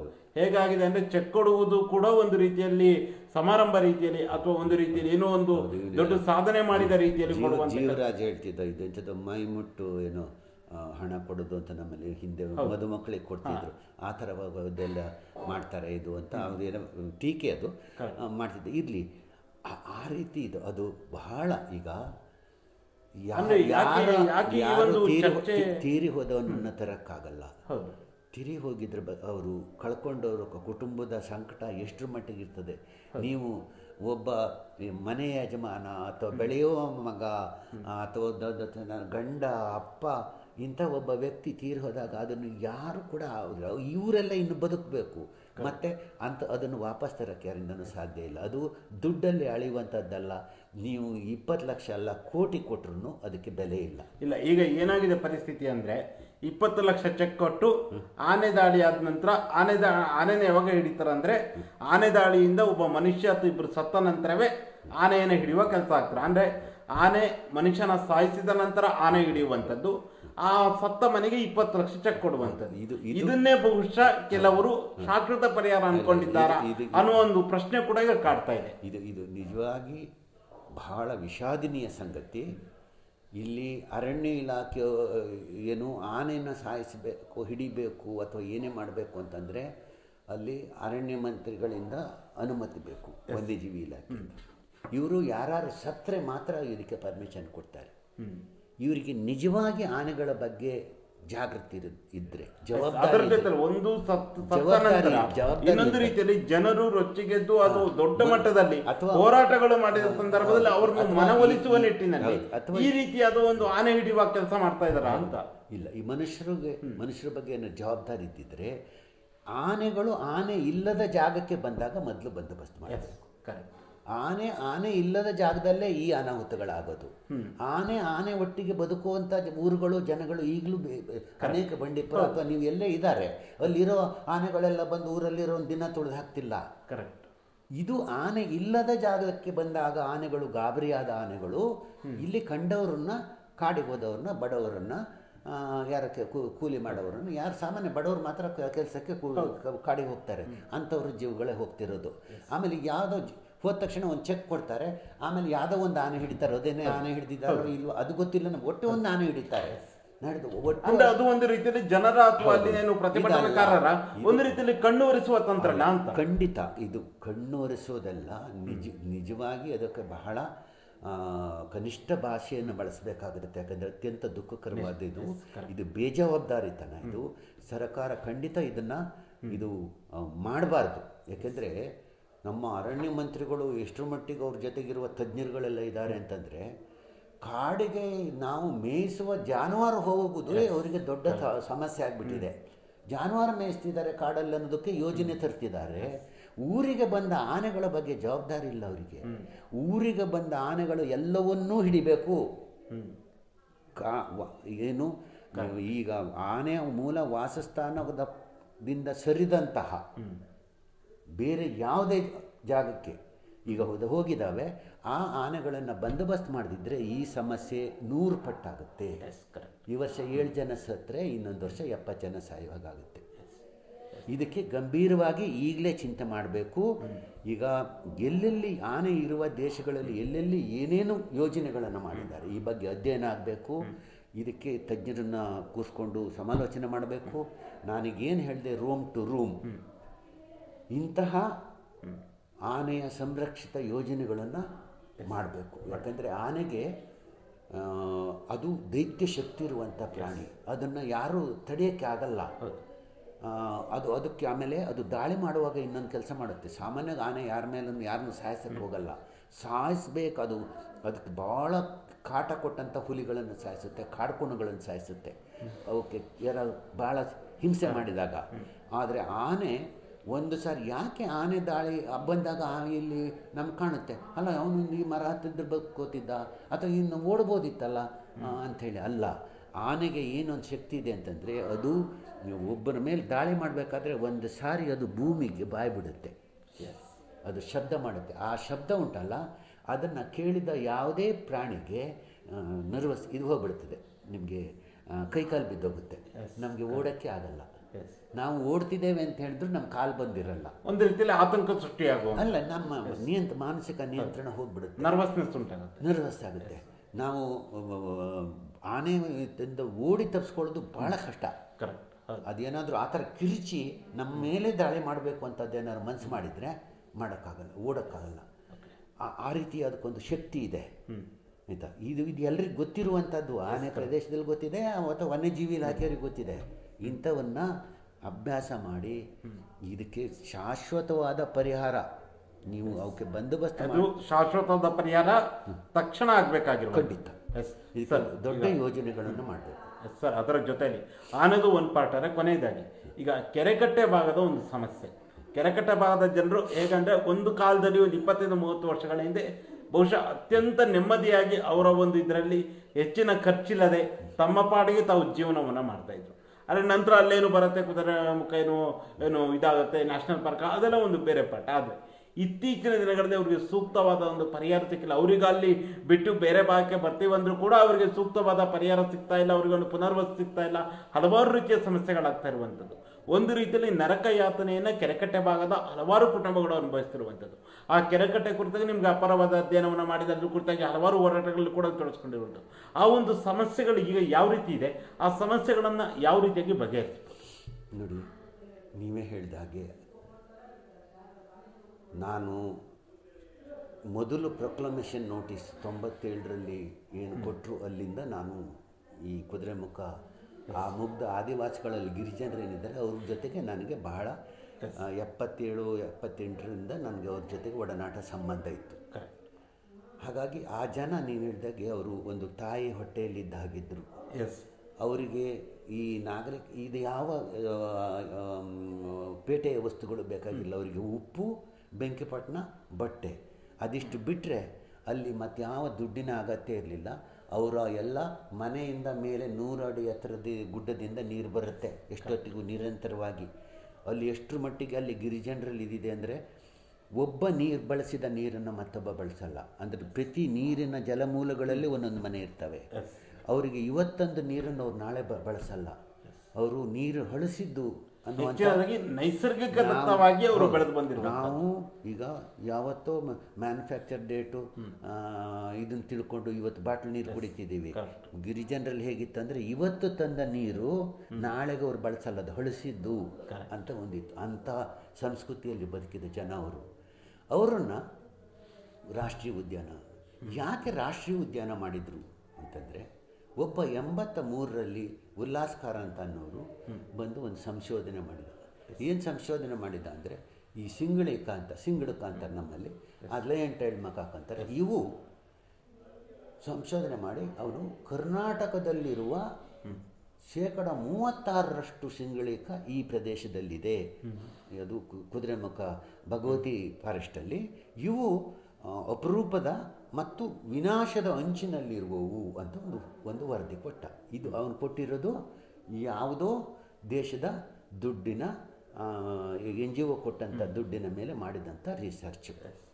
ನಾನು ಅವ್ರಿಗೆ ಅವತ್ತೇ ಪ್ರಶ್ನೆ ಮಾಡಿದೆ, ಕರ್ನಾಟಕದಲ್ಲಿ ಎಷ್ಟು ಸಿಂಗಳಕ ಇದೆ, ಯಾರು ಲೆಕ್ಕ ಮಾಡಿದ್ರಿ? ಅದರಲ್ಲಿ 36% ಅಂತ ಇಲ್ಲಿ ಹೇಳ್ತಿದ್ದೀರಲ್ಲ, ಈ 36 ಸಿಂಗಳಕ ಇರೋದು ಮರದ ಮೇಲೆ, ಮಂಗಗಳ ಥರ ಕೆಳಗಿರಲ್ಲ, ನೆತ್ತಿಯಲ್ಲಿರ್ತವೆ. ಇದನ್ನು ಹೇಗೆ ಲೆಕ್ಕ ಮಾಡಿದ್ರಿ? ಆಮೇಲೆ ಯಾರಾದರೂ ಈ ಭಾಗದ ಜನ ಆ ಸಿಂಗಳಿಕನ್ನು ತಿಂದಿರೋದು, ಹೊಡೆದಿರೋದು, ಶಿಕಾರಿ ಮಾಡಿರೋದಕ್ಕೆ ಒಂದು ಉದಾಹರಣೆ ಇದೆಯಾ? ಇಲ್ಲ. ಇವರು ಈ ಅರಣ್ಯ ಇಲಾಖೆಯವರು ಮತ್ತು ಈ ಪರಿಸರವಾದಿಗಳು ಅನ್ನೋರು ಸೇರಿಕೊಂಡು ಒಂದು ರಿಸರ್ಚ್ ಅಂತ ಒಂದು ವರದಿನ ಮಾಡಿ ಅದನ್ನು ಸರ್ಕಾರಕ್ಕೆ, ಈ ಅರಣ್ಯ ಇಲಾಖೆಗಳು ಏನು ಅರಣ್ಯ ಅಧಿಕಾರಿಗಳ ಜೊತೆ ಸಾಮೀಲಾಗಿ ಸರ್ಕಾರಕ್ಕೆ ಈ ಪ್ರಾಜೆಕ್ಟ್ ಕೊಟ್ಟು ಇದನ್ನು ಅಲ್ಲಿ ಅವಶ್ಯಕತೆಯೇ ಇಲ್ದಿದ್ದು ಅಂಥ ಒಂದು ಯೋಜನೆಯನ್ನು ಜಾರಿಗೆ ತಂದರು. ಇವತ್ತು ಜಾರಿಗೆ ತಂದು ಅವತ್ತು ಅವ್ರು ಹೇಳಿರೋದು ಒಂದು 70 ಕುಟುಂಬ ಇದೆ ಅಂತ ಹೇಳ್ತಾರೆ. ಈಗ 70 ಕುಟುಂಬ ಇದ್ದರೆ ಇವತ್ತು ಸಿಂಗಳಿಕನ ಸಂಖ್ಯೆ ಈಗ 20 ವರ್ಷದಲ್ಲಿ ಡಬಲ್ ಆಗಿರಬೇಕಿತ್ತಲ್ಲ. ಈಗ ಎಷ್ಟಿದೆ? ಎಲ್ಲಿದ್ದಾವೆ ಅವು? ಇವರ ರಿಸರ್ಚ್ಗಳು ಹೇಗಿದ್ದಾವೆ ಅಂತ ಹೇಳಿದ್ರೆ, ನೋಡಿ, ಸಿಂಗಳಿಕ ಇಲ್ಲಿ ಮಾತ್ರ ಇರೋದು. ಇದೇ ವರದಿನ ಅಲ್ಲಿ ಅಣಸಿ ಮತ್ತು ಉತ್ತರ ಕನ್ನಡದ ಈ ಜೋಯ್ಡಾ ಈ ಪ್ರದೇಶಕ್ಕೂ ಕೊಟ್ಟಿದ್ದಾರೆ. ಅಲ್ಲೂ ಸಿಂಗಳಿಕ ಸಂರಕ್ಷಿತ ಪ್ರದೇಶ. ಅಲ್ಲೂ ಕರ್ನಾಟಕದ 36% ಅಲ್ಲೂ ಇದ್ದಾವೆ. ಅವು ಎಂಡೇಂಜರ್ಡ್ ಅಂತ ಅಲ್ಲೂ ಅದೇ ವರದಿ ಕೊಟ್ಟಿದ್ದಾರೆ. ಆದರೆ ನಿಮಗೆ ಸಿಂಗಳಿಕ, ನಾನು ಹಂಗೆ ಅಂದ್ಕೊಂಡಿದ್ದೆ. ನಾನೊಂದು ದಿವಸ ಹಂಪೆಗೆ ಹೋಗಿದ್ದೀನಿ. ಹಂಪೆ ವಿರೂಪಾಕ್ಷ ದೇವಸ್ಥಾನದಲ್ಲಿ ಒಂದು ದೇವರಿಗೆ ಮಧ್ಯಾಹ್ನ ನೈವೇದ್ಯಕ್ಕಿಟ್ಟಂಥ ಒಂದು ಬುಟ್ಟಿಗಟ್ಟಲೆ ಅನ್ನ ತಂದು ಅಲ್ಲಿ ಸುರಿತಾರೆ. ನೀವು ಹೋಗಿ ನೋಡಿ ಆಯಿತಾ. ನನ್ನ ಹತ್ರನೂ ಫೋಟೋ ಇದೆ. ಎಷ್ಟು ಸಿಂಗಳಿಕ ಬಂದು ಆ ಅನ್ನ ತಿಂತಾವೆ, ಅಲ್ಲಿ ಅನ್ನ ತಿನ್ನೋದಕ್ಕಿದ್ದಾವೆ. ಇವರು ಇಂಥ ಕಥೆಗಳನ್ನು ಅಂದರೆ ಇವರು ಸ್ಥಳೀಯರನ್ನು ಕೇಳಲ್ಲ. ಇವರು ಯಾವ ಥರದ ಪರಿಸರವಾದಿಗಳು ಅಂದರೆ, ಯಾವುದೋ ವಿದೇಶದಲ್ಲಿ ಯಾರೋ ಕೂತ್ಕೊಂಡು ಅಮೆರಿಕನೋ ಇದು ರಷ್ಯಾನೋ ಜಪಾನೋ ಇನ್ನೆಂಥದ್ದು ಯಾವುದೋ ದೊಡ್ಡ ದೊಡ್ಡ ಕಂಪ್ನಿಗಳು ಕೊಡುವಂಥ CSR ಫಂಡ್ಗಳು ಏನಿದೆ ಇದನ್ನು ಇಟ್ಕೊಂಡು ಇಲ್ಲಿ ಬಂದು ನಮಗೆ ನೀವು ಅವರಿರೋದು ಹವಾನಿಯಂತ್ರಿತ ಅಥವಾ ಒಂದು ವೈಶ್ರಾಮಿ ಬದುಕಲ್ಲಿ, ಇಲ್ಲಿ ಯಾರೋ ಕಾಡಿನ ಹೊಟ್ಟೆ ಒಳಗೆ ಒಬ್ಬ ತನ್ನ ಬದುಕು ಕಟ್ಕೊಂಡಿದ್ದರೆ ನೀನೇ ಪರಿಸರ ನಾಶ ಮಾಡೋನು, ನಿನ್ನಿಂದಾಗಿ ನಮ್ಮ ಭೂಮಿಯೆಲ್ಲ ನಾಶ ಆಗಿರೋದು ಅನ್ನುವಂಥ ಒಂದು ವಿಚಿತ್ರ ಪರಿಸರವಾದವನ್ನು ಕೊಟ್ಟು ಇದೆಲ್ಲ ಸಮಸ್ಯೆ ಕಾರಣ. ಈ ಸಮಸ್ಯೆ ಬಂದಾಗ ನಾವು ಈ ರಾಷ್ಟ್ರೀಯ ಉದ್ಯಾನ ಅಂದರೆ ಏನು ನೋಡಿ, ರಾಷ್ಟ್ರೀಯ ಉದ್ಯಾನ ಯೋಜನೆಯೇ ನಾವು ವಿರೋಧಿಸಿರೋದು. ರಾಷ್ಟ್ರೀಯ ಉದ್ಯಾನ ನೋಡಿ, ಅದೊಂದು ಪರಿಸರ ಯೋಜನೆ, ನೀವು ಪರಿಸರವಾದಿಯಾಗಿ ಯಾಕೆ ಅದನ್ನು ವಿರೋಧಿಸ್ತೀರಿ ಅಂತ ನಮಗೆ ಬಹಳ ಜನ ಕೇಳಿದರು. ಹೇಳಿದೆ, ಪರಿಸರ ಯೋಜನೆಯೇ ಅಲ್ಲ ಅದು ನಿಮಗೆ ಪ್ರವಾಸೋದ್ಯಮ ಯೋಜನೆ. ಅದು ಇವತ್ತು ನಿಮಗೆ ನಾವು ಹೇಳಿದ್ದು ಇವತ್ತು ಚಿತ್ರಣ ಕಾಣುತ್ತೆ. ಇವತ್ತು ಪ್ರಪಂಚದ ಯಾವುದೇ ದೇಶದ ಅಥವಾ ನಮ್ಮ ದೇಶದ ಯಾರೇ ಪೇಟೆಯವನು ದುಡ್ಡಿದ್ದರೆ ನಿಮ್ಮದು ಆನ್ಲೈನಲ್ಲಿ ಬುಕ್ ಮಾಡಿ 500 ರೂಪಾಯಿ ಕೊಟ್ಟು ನೀವು ಕುದುರೆಮುಖದ ಯಾವುದೇ ಕಾಡಿಗೆ ಗುಡ್ಡಕ್ಕೆ ನೀವು ವನ್ಯಜೀವಿ ಇಲಾಖೆಯವರು ಕರ್ಕೊಂಡು ಹೋಗ್ತಾರೆ. ಆದರೆ ಸ್ಥಳೀಯ ಒಬ್ಬ ಎಲ್ಲರೂ ಗುಡ್ಡಕ್ಕೆ ಹೋದರೆ ಅವನ ಮೇಲೆ ಕೇಸ್ ಹಾಕ್ತಾರೆ, ಅನುಮತಿ ಇಲ್ಲದೆ ಹೋಗಿದ ಅಂಥೇಳಿ. ಆ ರೀತಿ ಟೂರಿಸಮ್ಮು ಇವತ್ತು ಬೆಳೆಸ್ತಾ ಇದ್ದಾರೆ. ಜಂಗಲ್ ಲಾಡ್ಜ್ ಅಂಡ್ ರೆಸಾರ್ಟ್ ಅಂತಲೇ ಒಂದಿದೆ. ಇದನ್ನು ನಾವು ಆ ಹೋರಾಟನ ಮಾಡುವಾಗ ಇಡೀ ಪ್ರಪಂಚದ ರಾಷ್ಟ್ರೀಯ ಉದ್ಯಾನಗಳ ಬಗ್ಗೆ ಅಧ್ಯಯನ ಮಾಡಿದಾಗ ನಮಗೆ ಒಂದು ಬಹಳ ದೊಡ್ಡ ಭೀಕರವಾದ ಒಂದು ಸತ್ಯ ನಮ್ಮ ಅಧ್ಯಯನದಲ್ಲಿ ಕಂಡು ಬಂದಿದ್ದೇನೆಂದರೆ ಪ್ರಪಂಚದಲ್ಲಿ ಅತ್ಯಂತ ಪುಟ್ಟ ದೇಶ ಒಂದು ಇದೆ ಥೈಲ್ಯಾಂಡ್. ಆ ಥೈಲ್ಯಾಂಡ್ ಸಣ್ಣ ದೇಶದಲ್ಲಿ 49 ರಾಷ್ಟ್ರೀಯ ಉದ್ಯಾನಗಳು. ಆ 49 ರಾಷ್ಟ್ರೀಯ ಉದ್ಯಾನಗಳು ಮಾಡಿ ಹಳ್ಳಿಯ ಜನರನ್ನು ಖಾಲಿ ಮಾಡಿಸಿ ಆ ಜನ ಪೇಟೆಗೆ ಬಂದು ಅವರಿಗೆ ದುಡಿಯೋಕ್ಕೆ ಕೆಲಸ ಇಲ್ಲದೆ ಕೊಟ್ಟ ಪರಿಹಾರ ಎಲ್ಲ ಅವರು ಕಳ್ಕೊಂಡು ಬಿಕಾರಿಗಳಾಗಿ ಇವತ್ತು ಅಲ್ಲಿಯ ಮಹಿಳೆಯರು ವೇಶ್ಯಾವಾಟಿಕೆ ಮಾಡ್ತಿದ್ದಾರೆ. ಅಲ್ಲಿಯ ಸರ್ಕಾರವೇ ಅಧಿಕೃತ ಹೇಳುವ ಹಾಗೆ ಅಲ್ಲಿ ಆ ದೇಶದ 55% ಮಹಿಳೆಯರು ಸೆಕ್ಸ್ ಇಂಡಸ್ಟ್ರಿಯಲ್ಲಿ ಕೆಲಸ ಮಾಡ್ತಾರೆ. ಸೆಕ್ಸ್ ಇಂಡಸ್ಟ್ರಿ ಅಂದರೆ ಏನು? ಟೂರಿಸಮ್ಮಿನ ಒಂದು ಭಾಗ. ಈ ವೇಶ್ಯಾವಾಟಿಕೆ ಇದು ನಮಗೂ ಕೂಡ ಬರುತ್ತೆ. ಯಾವನೋ ಬಂದವನು ಇಲ್ಲಿ ಬಂದು ಪ್ಲಾಸ್ಟಿಕ್ ಇದು ಬಿಸಾಡುತ್ತಾನೆ ಅಥವಾ ಏನೋ ಒಂದು ಮಾಡ್ತಾನೆ, ಯಾರೋ ಬಂದು ಇವ್ರದ್ದು ಯಾರ್ದೋ ಪಾಲಾಗುತ್ತೆ. ಇಲ್ಲಿಯ ಪರಿಸರನ ಸಾವಿರಾರು ವರ್ಷದಿಂದ ಏನು ಮನುಷ್ಯರು ಇದ್ರೊಟ್ಟಿಗೆ ಬದುಕಿದ್ದಾರೆ, ಅದರೊಟ್ಟಿಗೆ ಸಹಬಾಳ್ವೆ ಇದೆ ಅವರಿಗೆ, ಅವರನ್ನು ಜಾಗೃತಿ ಮಾಡಿ ಅವರಿಂದ ಏನಾದರೂ ಒತ್ತಡ ಆಗ್ತಿದೆಯಾ ಕಾಡಿಗೆ, ಅದನ್ನು ಜಾಗೃತಿ ಮಾಡಿ ಅಂಥೇಳಿ ನಾವು ಹೇಳಿದರೆ ಮಾಡ್ದೇ ಮನುಷ್ಯರ ಜನರ ಸ್ಥಳೀಯರ ಯಾರದ್ದೇ ಅನುಮತಿ ಇಲ್ಲದೆ ಅಥವಾ ಅಭಿಪ್ರಾಯ ಕೇಳದೆ ಬಲಾತ್ಕಾರವಾಗಿ ರಾಷ್ಟ್ರೀಯ ಉದ್ಯಾನ ಜಾರಿ ಮಾಡಿದರು. ರಾಷ್ಟ್ರೀಯ ಉದ್ಯಾನ ಜಾರಿ ಮಾಡಿದರು. ಹೇಗೆ ಮಾಡಿದರು ಅಂತಂದರೆ ಇದು ಬಹಳ ಮುಖ್ಯವಾದ ಅಂಶ. ಇವತ್ತಿಗೂ ಕೂಡ ಕುದುರೆಮುಖ ಘೋಷಿತ ರಾಷ್ಟ್ರೀಯ ಉದ್ಯಾನದ ಒಳಗೆ ಯಾರೂ ಮನುಷ್ಯರಿಲ್ಲ. ಇದು ನೀವು ಇದು ಮಾಡಬೇಕು, ಯಾರೂ ಮನುಷ್ಯರು ವಾಸ ಇಲ್ಲ. ಹಾಗಾದರೆ ಇವರು ಇಲ್ಲಿ ಮಾತೊಳ್ಳಿಯಲ್ಲಿ ಗೇಟ್ ಹಾಕ್ಕೊಂಡಿದ್ದಾರೆ, ಮಾಳದಲ್ಲಿ ಗೇಟ್ ಹಾಕ್ಕೊಂಡಿದ್ದಾರೆ, ಈ ಮಧ್ಯೆ ಇರೋದೆಲ್ಲ ರಾಷ್ಟ್ರೀಯ ಉದ್ಯಾನ ಅಂತ ಹೇಳ್ತಿದ್ದಾರಲ್ಲ. ಇಲ್ಲ, ರಾಷ್ಟ್ರೀಯ ಉದ್ಯಾನ ಅಂತ ಹೇಳೋದು ಈಗ ಅವ್ರು ಯಾರು ಕೇಳಕ್ಕೆ ಬಂದಿರಲ್ಲ, 1914 ಮತ್ತು 16ರಲ್ಲಿ ಬ್ರಿಟಿಷರು ಇಲ್ಲಿ ಕೆಲವೊಂದು ರಿಸರ್ವ್ ಫಾರೆಸ್ಟು ಮತ್ತೊಂದು ಸ್ಟೇಟ್ ಫಾರೆಸ್ಟು ಅಂತ 2 ರಿಸರ್ವ್ ಮಾಡಿದರು ಮರ ಕಡಿಯೋದಕ್ಕೆ. ಅಷ್ಟು ಜಾಗ ಮಾತ್ರ ರಾಷ್ಟ್ರೀಯ ಉದ್ಯಾನ. ಅದು ಗುಡ್ಡದ ಮೇಲೆ ದೊಡ್ಡ ದೊಡ್ಡ, ಅಂದ್ರೆ ಈಗ ಮಾತೊಳೆಯೋದು ಮಾಳಗೇಟ್ ಮಧ್ಯೆ ಈ ಕೆರೆಕಟ್ಟೆ ಭಾಗ ಆಗಿರ್ಬೋದು, ಈ ಮೊನ್ನೆ ಏನು ಇನ್ಸಿಡೆಂಟ್ ಆಯ್ತು ಈ ಭಾಗದಿಂದ ಅದು ರಾಷ್ಟ್ರೀಯ ಇದಕ್ಕೆ ಬರಲ್ಲ. ಅಲ್ಲ, ಅದು ರಾಷ್ಟ್ರೀಯ ಉದ್ಯಾನ ಜಾಗ ಅಲ್ಲ.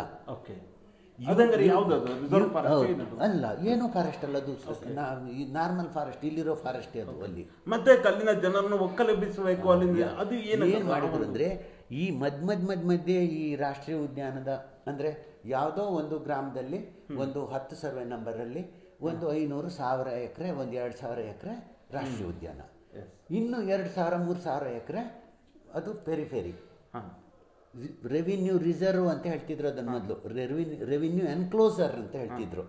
ಅದು ಇದಕ್ಕೆ ಆ ಪ್ರದೇಶ ಅದನ್ನು ಕೂಡ ರಾಷ್ಟ್ರೀಯ ಉದ್ಯಾನ ಮಾಡೋದಕ್ಕೆ 97ನೇ ಇಸ್ವಿಲಿ ಪ್ರೊಕ್ಲಮೇಷನ್ ನೋಟಿಸ್ ಕೊಟ್ಟರು, ಈ ಎಲ್ಲದನ್ನೂ ಮಾಡಬೇಕು ಅಂತ. ಆದರೆ ಜನ ಅವತ್ತು ಅದಕ್ಕೆ ನಾವು ಪ್ರತಿಭಟನೆ ಮಾಡಿದ್ವಿ, ನೀವು ರಾಷ್ಟ್ರೀಯ ಉದ್ಯಾನನೇ ಮಾಡಬಾರ್ದು ಅಂತ. ಆಮೇಲೆ ಅದು ಮತ್ತೆ ನಕ್ಸಲೈಟರು ಬಂದು ಎಂತೆಂತೆಲ್ಲ ಆಯಿತು.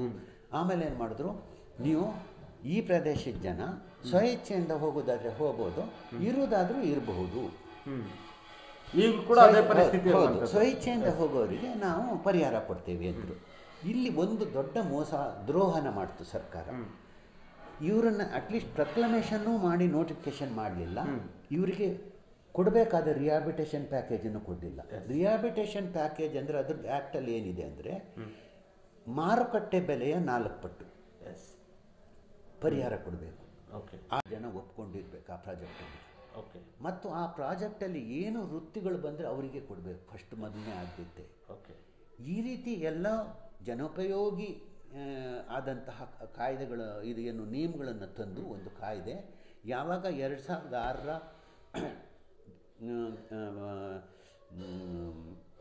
ಫಾರೆಸ್ಟ್ ಡೆಲೆಸ್ ಅಂಡ್ ಟ್ರೈಬಲ್ ಆ್ಯಕ್ಟ್ ಎಂದು ಜಾರಿಗೆ ತಂತು ಸರ್ಕಾರ, ಮನಮೋಹನ್ ಸಿಂಗ್ ಸರ್ಕಾರ. ಆವಾಗಲೇ ಈ ರಿಹಾಬಿಟೇಷನ್ ಪ್ಯಾಕೇಜ್ ತಂದಿದೆ. ಆದರೆ ಇವರು ಇಷ್ಟು ವರ್ಷ ಯಾರಿಗೂ ಕೂಡ ರಿಹಾಬಿಟೇಷನ್ ಪ್ಯಾಕೇಜಲ್ಲಿ ಹಣ ಕೊಡ್ತಿಲ್ಲ, ಪರಿಹಾರ ಕೊಡ್ತಿಲ್ಲ. ಇವರು ಕೊಡ್ತಿರೋದು ಯಾವುದು ಅಂದರೆ ವಾಲಂಟ್ರಿ ರಿಹಾಬಿಟೇಷನ್. ವಾಲಂಟ್ರಿ ರಿಹಾಬಿಟೇಷನ್ ಅಂದರೆ ರೂಪಾಯಿಲಿ 4 ಅಣೆಸಿ ಕೊಡೋದು. 75% ಮೋಸ ಮಾಡಿದ್ದಾರೆ ಈಗ ಹೊರಗೆ ಹೋದವರಿಗೆಲ್ಲರಿಗೂ ಕೂಡ. ನಾವೀಗ ಹೇಳ್ತಿರೋದೇನೆಂದರೆ, ನೀವು ಹೊರಗೆ ಹೋಗಬೇಕು ಅಂತ ಆದರೆ ಹೋಗುವ ಇಚ್ಛೆ, ಅಲ್ಲಿ ಬದುಕೋಕ್ಕಾಗಲ್ಲ, ಆನೆಗೆ ಹೆದರ್ಕೊಂಡು ಹೋಗಬೇಡಿ ಅಥವಾ ಇನ್ನೊಂದಕ್ಕೆ ಹೆದರ್ಕೊಂಡು ಹೋಗೋದಲ್ಲ. ಈ ಥರದ್ದು ಇದು ಕೂಡ ಇವರ ಹುನ್ನಾರನೇ. ಈಗ ಆನೆಯನ್ನು ಬಿಡೋದು ಅಥವಾ ಇನ್ನೊಂದು ಮಾಡೋದು ನಮ್ಮ ಹೌದೌದು. ಈಗ ಕಾಳಿಂಗ ನಾವು ಮೊಟ್ಟೆನ ಮರಿ ಮಾಡಿ ಬಿಡೋದು ಅಥವಾ ಇನ್ನೊಂದು ಯಾವುದೋ ಪ್ರಾಣಿ ತಂದು ಬಿಡೋದು ಅಥವಾ ಇಲ್ಲೆಲ್ಲಿಂದ ನಮ್ಮ ನೇರವಾಗಿ ಅರಣ್ಯ ಇಲಾಖೆ ಹೋಗಿ ಹೌದು ಇದು ಮಾಡಿ ಭಯಪಡಿಸುವ ಅವರಿಗೆ ಕೆಲಸ ನಾನಾ ರೀತಿಯ ಕಿರುಕುಳಗಳನ್ನು ಕೊಟ್ಟು ಒತ್ತಡವನ್ನು ಮಾಡಿ ಹಿಂಸೆ ಅವರು ಮಾನಸಿಕವಾಗಿ ಒತ್ತಡವನ್ನು ತರುವಂತದ್ದು. ಅವರ ಒಂದು ಕಡೆ ಆ ಭಾಗದಲ್ಲಿ ಅವರು ನೆಲೆಸಲೇಬಾರದು, ಒಂದ್ ಕಡೆ ಇಲಾಖೆಗಳಿಂದ ಮಾಡುವಂತದ್ದು ಪ್ರಾಣಿಗಳ ಮೂಲಕ. ಇವರು ಪರಿಹಾರನೂ ತಗೊಂಡೇ ಈ ಹಿಂಸೆಯಿಂದ ಇವರು ಹೊರಗೆ ಹೋಗ್ಲಿ, ಓಡೇ ಹೋಗ್ಲಿ, ಇವರು ಇಲ್ಲಿ ಇರಬಾರ್ದು. ಯಾಕಂದ್ರೆ ಇವ್ರದ್ದು ಇನ್ನೂ ಈಗೇನು 500 ರೂಪಾಯಿ ಕೊಟ್ಟರೆ ಇವರು ಗುಡ್ಡ ತೋರಿಸೋದು ಮಾಡ್ತಿದ್ದಾರೆ. ಇದು ಮುಂದೆ ಸಂಪೂರ್ಣವಾದ ಪ್ರವಾಸೋದ್ಯಮ ಯೋಜನೆ ಬರುತ್ತೆ. ಯಾವುದು ಥೈಲ್ಯಾಂಡಿನ ರೀತಿಯ ಪ್ರವಾಸೋದ್ಯಮ ಯೋಜನೆಗಳಲ್ಲಿ ಬರುತ್ತೆ ಮುಂದಕ್ಕೆ ಭವಿಷ್ಯದಲ್ಲಿ, ಎಲ್ಲಿ ಜನ ಪೂರ ಖಾಲಿ ಆದಮೇಲೆ. ಈಗ ಜನ ಇದ್ದಾರೆ, ಅವರಿಗೆ ಪೂರ್ತಿ ಅದನ್ನು ಜಾರಿ ಮಾಡೋಕ್ಕಾಗ್ತಿಲ್ಲ. ಇಷ್ಟೇ ಗುಡ್ಡ ತೋರಿಸ್ಕೊಂಡು 500 ರೂಪಾಯಿ ಒಟ್ಟು ಮಾಡ್ಕೊತಾ ಇದ್ದಾರೆ ಅಂತ. ಇದು ನಾವು ಹೇಳಿದ್ದೇನೆಂದರೆ, ಯಾರಾದರೂ ಹೋಗ್ತೀವಿ ನಾವು ಇಲ್ಲಿ ಬೇಡ, ನಾವು ಬೇರೆ ಕಡೆ ಬದುಕ್ತೀವಿ ಅಂದರೆ ಅವ್ರನ್ನ ಗೌರವವಾಗಿ ಕಳಿಸಿ. ಅವರ ಬದುಕನ್ನು ಕಳ್ಕೊಂಡು ಆಯಿತಾ, ಅವ್ರಿಗೆ ಅಂಥ ಬದುಕಿನ ಯಾವತ್ತೂ ಸಿಕ್ಕಲ್ಲ. ಈಗ ಹೊರಗೆ ಏನೋ ಇದು ತಗೊಂಡು ಹೋಗಿದ್ದಾರಲ್ಲ, ಅದು ಅವರಲ್ಲಿ ಹೆಚ್ಚಿನವರು ಕೂಲಿ ಮಾಡ್ಕೊಂಡಿದ್ದಾರೆ. ಯಾರೋ ಕೆಲವರು ರಾಜಕೀಯ ಪ್ರಭಾವ, ಬುದ್ಧಿವಂತರು, ಹಾಗೆ ಹೀಗೆ ಸಂಬಂಧಿಕರು, ನೆರವು ಇಂಥದ್ದೆಲ್ಲ ಇದ್ದು ಕೆಲವರು ಯಾರೋ ಒಂದು 5-10 ಜನ ಸಕ್ಸಸ್ ಆಗಿರ್ಬೋದು, ಇಲ್ವಾ ಹಂಗಿದ್ದಾರೆ. ಆದರೆ ಇವರಿಗೆ ಮತ್ತು ಇನ್ನೊಂದು ಏನಾಗಿದೆ, ಕುದುರೆಮುಖ ರಾಷ್ಟ್ರೀಯ ಉದ್ಯಾನದ ವ್ಯಾಪ್ತಿಯಲ್ಲಿರುವ ಜನ ಇದ್ದಾರೆ, ಅವರಿಗೆ ನಾವು ಹೇಳೋದು, ಅವ್ರು ಹೊರಗಡೆ ಹೋಗ್ತಾರೆ ಅಂದರೆ ಅವರು ಎಷ್ಟು ಜಮೀನನ್ನು ಈಗ ಸಾಗುವಳಿ ಮಾಡ್ಕೊಂಡಿದ್ದಾರೆ, ಅದಕ್ಕೆ ದಾಖಲೆ ಇದೆಯೋ ಇಲ್ಲ ಗೊತ್ತಿಲ್ಲ. ನೀವು ದಾಖಲೆ ಕೊಡಬೇಕಾಗಿದ್ದು ನಿಮ್ಮ ಕೆಲಸ. ನೀವು ಇಷ್ಟೊತ್ತವರಿಗೆ ಅವ್ರಿಗೆ ಕೊಟ್ಟಿಲ್ಲ, ಆದರೆ ಅವ್ರಿಗೆ ಒಕ್ಕಲೆಬ್ಸೋತ್ತಿಗೆ ನಿಮ್ಗಲ್ಲಿ ದಾಖಲೆ ಇಲ್ಲ ಅಂತ ಹೇಳக்கூಡ್ದು.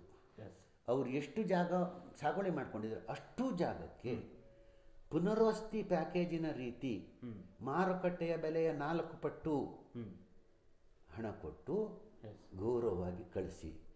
ಇಲ್ಲ ಅಲ್ಲಿ ನಾವೇ ಉಳಿತೀವಿ, ನಾವು ಆಗಲ್ಲ ಹೊರಗೆ, ಅಲ್ಲಿ ಹೆಚ್ಚಿನವ್ರಿಗೆ ದಾಖಲೆ ಇಲ್ಲ. ಅವರಿಗೆ ಇವ್ರದ್ದು ರಿಹಾಬಿಟೇಷನ್ ವಾಲಂಟ್ರಿ ರಿಹಾಬಿಟೇಷನ್ನಲ್ಲಿ 10 ಲಕ್ಷ ಮಾತ್ರ ಕೊಡ್ಬೋದು ಒಂದು ಕುಟುಂಬಕ್ಕೆ. 10 ಲಕ್ಷ ಕೊಟ್ಟರೆ ಅವರೊಂದು ಜನತಾ ಮನೆ ಕೂಡ ಮಾಡ್ಕೊಳಕ್ಕಾಗಲ್ಲ ಅವರಿಗೆ, ಮತ್ತು ಜಮೀನು ಮತ್ತೊಂದು ಮಾಡ್ಕೊಳಕ್ಕೆ ಸಾಧ್ಯನೇ ಇಲ್ಲ. ಆದ್ದರಿಂದ ಅಲ್ಲಿ ಇರ್ತೀವಿ ಅನ್ನೋರಿಗೆ ನೀವು ಎಲ್ಲ ರೀತಿಯ ಮೂಲಭೂತ ಸೌಕರ್ಯಗಳನ್ನು ಕೊಟ್ಟು, ಅವರ ಬದುಕಿಗೆ ರಕ್ಷಣೆಗಳನ್ನು ಕೊಟ್ಟು, ಅವರು ನಿರಾತಂಕವಾಗಿ ಬದುಕುವ ಹಾಗೆ ಅವರಿಗೆ ವ್ಯವಸ್ಥೆ ಮಾಡಬೇಕು. ಇಲ್ಲ ನೀವು ಪೂರ್ತಿ ಜಾಗನ ಪುನರ್ವಸತಿ ಇದು ಮಾಡಿ ಎಲ್ರಿಗೂ ಒಂದು ಊರು ಮಾಡಿ. ಫಸ್ಟ್ ಈಗ ಮುತ್ತೋಡಿಯಲ್ಲಿ ಮಾಡಿದರು, ಮುತ್ತೋಡಿಯವ್ರನ್ನ ತಂದು MC ಹಳ್ಳಿಗೆ ಕೂರಿಸಿದ್ರು. MC ಹಳ್ಳಿಯಲ್ಲಿರುವ ಜಮೀನು ಕೊಟ್ಟರು, ಪ್ರತಿಯೊಬ್ಬರಿಗೂ ಬೆಲೆ ಬಾಳುವ ಬಹಳ ಉತ್ಕೃಷ್ಟವಾದ ಜಮೀನನ್ನು ಕೊಟ್ಟರು, ಅವರದ್ದೇ ಒಂದು ಊರು ಮಾಡಿಕೊಟ್ರು. ಆ ರೀತಿ ಒಂದು ಅಲ್ಲಿಂದ ತೆಗೆದು ಮತ್ತೊಂದು ಊರು ಮಾಡಿಕೊಡಿ, ಅಲ್ಲಿ ಅವರಿಗೆ ಜಮೀನು ಕೊಡಿ, ಮನೆ ಕಟ್ಟಿಕೊಡಿ, ಅವರಿಗೆಲ್ಲ ಸೌಲಭ್ಯಗಳನ್ನು ಕೊಡಿ, ಈ ಮಾರುಕಟ್ಟೆ ಬೆಲೆಯ 4 ಪಟ್ಟು ಹಣ ಕೊಡಿ. ನೀವು ಹಾಳಾಗಿ ಹೋಗಿ ಆ ರಾಷ್ಟ್ರೀಯ ಉದ್ಯಾನ ಮಾಡಿ ಅದು ಏನು ಉದ್ಧಾರ ಮಾಡ್ತೀವಿ ಅಂತ ಹೇಳಿದಿರಲ್ಲ, ನಮ್ಮ ಪ್ರಕಾರ ಖಂಡಿತ ಅದು ಉದ್ಧಾರ ಅಲ್ಲ. ಇಲ್ಲ ಮಾಡ್ತೇವೆ ಮಾಡಿ, ಆದರೆ ಅಲ್ಲಿಯ ಜನರನ್ನು ಹಿಂಸೆ ಮಾಡಬೇಡಿ. ಅವರು ಮುಗ್ಧರು, ಅಂಥ ಬದುಕು ಅವ್ರಿಗೆ ಇನ್ನೆಲ್ಲೂ ಬದುಕೋಕ್ಕೆ ಸಾಧ್ಯ ಇಲ್ಲ. ಅವರು ಸ್ವರ್ಗದಲ್ಲಿದ್ದರು, ಅವ್ರನ್ನ ತಂದು ಎಲ್ಲ ಕೊಚ್ಚೆಗುಂಡಿಗೆ ಹಾಕಬೇಡಿ, ಅಥವಾ ಅವ್ರ ಬದುಕು ನರಕ ಬಟ್ಟೆ ಮಾಡಬೇಡಿ. ಇದು ನಮ್ಮದು ವಿನಂತಿ, ಒತ್ತಾಯ.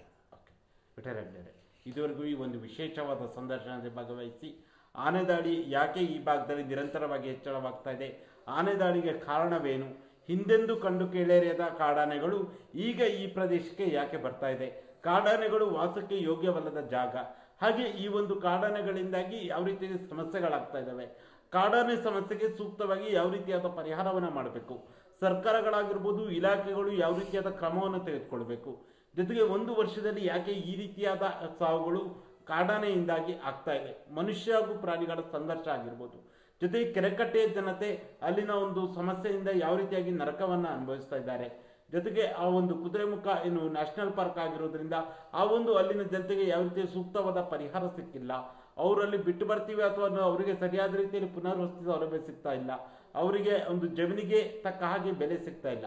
ಈ ಎಲ್ಲ ವಿಚಾರಗಳ ಜೊತೆಗೆ ಆ ಒಂದು ಸಮಸ್ಯೆಯನ್ನು ಯಾವ ರೀತಿಯಾಗಿ ಬಗೆಹರಿಸಬೇಕು, ಈ ವಿಚಾರಗಳ ಕುರಿತಾಗಿ ಸುದೀರ್ಘವಾದ ಚರ್ಚೆಯಲ್ಲಿ ಭಾಗವಹಿಸಿದ್ದಕ್ಕಾಗಿ ನಮ್ಮ ಸೈರಿ ಸಮಾಚಾರ ತಂಡದ ವತಿಯಿಂದ ನಿಮಗೆ ಹೃತ್ಪೂರ್ವಕ ಧನ್ಯವಾದಗಳು. ನಮಸ್ಕಾರ. ಈ ವಿಡಿಯೋವನ್ನು ಎಲ್ಲರೂ ಕೂಡ ವೀಕ್ಷಣೆ ಮಾಡಿ, ಯಾರಿಗಾದರೂ ಇದ್ರ ಬಗ್ಗೆ ಪ್ರಶ್ನೆ ಇದ್ದರೂ ಕೂಡ ಮಾಧ್ಯಮದವರಿಗೆ ತಿಳಿಸಿ, ಅದಕ್ಕೆ ನಮಗೆ ಗೊತ್ತಿದ್ದ ಇದನ್ನು ನಾವು ಹೇಳ್ಬೋದು. ನನಗೆ ತಿಳಿದಷ್ಟು ಮಾಹಿತಿಯನ್ನು ಮತ್ತು ನನ್ನ ಅಧ್ಯಯನ ಮಾಡಿದ ವಿಚಾರಗಳನ್ನು ಮತ್ತು ಅಲ್ಲಿಯ ಪರಿಸರ ಮತ್ತು ಅಲ್ಲಿಯ ಜನರ ಬದುಕಿನ ಬಗ್ಗೆ ನಾನು ಒಂದು ಆಪ್ತವಾದ ಸಂಬಂಧ ಹೊಂದಿರುವುದರಿಂದ ನನಗೆ ಗೊತ್ತಿದ್ದ ಮಾಹಿತಿಗಳನ್ನು ನಾನು ಹೇಳಿದೆ. ಸರ್ಕಾರ ಈ ಬಗ್ಗೆ ಕೂಡಲೇ ಕ್ರಮ ವಹಿಸಿ, ಇದು ಇಡೀ ಕೆರೆಕಟ್ಟೆಯ ಕುದುರೆಮುಖದ ಶೃಂಗೇರಿಯ ಜನರಿಗೆ ಮಾತ್ರ ಬಂದ ಸಮಸ್ಯೆ ಅಲ್ಲ, ಇದು ಇಡೀ ಮಲೆನಾಡಿಗೆ ಅಥವಾ ಇಡೀ ರಾಜ್ಯಕ್ಕೆ ಬಂದ ಸಮಸ್ಯೆ. ಈ ಗಂಡಾಂತರವನ್ನು ಅತ್ಯಂತ ಬೇಗ ಬಗೆಹರಿಸಬೇಕು. ಇದಕ್ಕೆ ಸಾರ್ವಜನಿಕರು ಎಲ್ಲರೂ ಕೂಡ ಈ ಮಾಧ್ಯಮದ ಮೂಲಕ ನಾನು ನಿಮ್ಮನ್ನು ವಿನಂತಿ ಮಾಡ್ತೇನೆ, ನೀವೆಲ್ಲರೂ ಕೂಡ ನಿಮ್ಮ ಶಕ್ತಿಯಾನುಸಾರ ಸರ್ಕಾರದ ಮೇಲೆ ಒತ್ತಡ ತಂದು ಈ ಒಂದು ಯೋಜನೆಗೆ ಪರಿಹಾರವನ್ನು ಕಂಡ್ಕೋಬೇಕು ಅಂತೇಳಿ ನಾನು ಪ್ರಾರ್ಥಿಸ್ತೇನೆ. ನೋಡಿದ್ರಲ್ಲ ವೀಕ್ಷಕರೇ, ಇದು ಏನು ಪರಿಸರವಾದಿಗಳು ಹೋರಾಟಗಳು ಮಲೆನಾಡಿನ ಬಗ್ಗೆ ಅಪಾರವಾಗಿ ಹೋರಾಟಗಳನ್ನ ಮಾಡಿರುವಂಥ ಅಧ್ಯಯನಗಳನ್ನ ಮಾಡಿರುವಂಥ ಶ್ರೀಯುತ ಕಲ್ಕುಳಿ ವಿಠಲ್ ಹೆಗ್ಡೆ ಅವರ ಜೊತೆಗಿನ ವಿಶೇಷ ಸಂದರ್ಶನ. ಮುಂದಿನ ವಾರ ಇನ್ನೊಬ್ಬ ವಿಶೇಷ ಅತಿಥಿಯ ಜೊತೆ ನಿಮ್ಮ ಮುಂದೆ ಬರ್ತೇನೆ. ನಮಸ್ಕಾರ.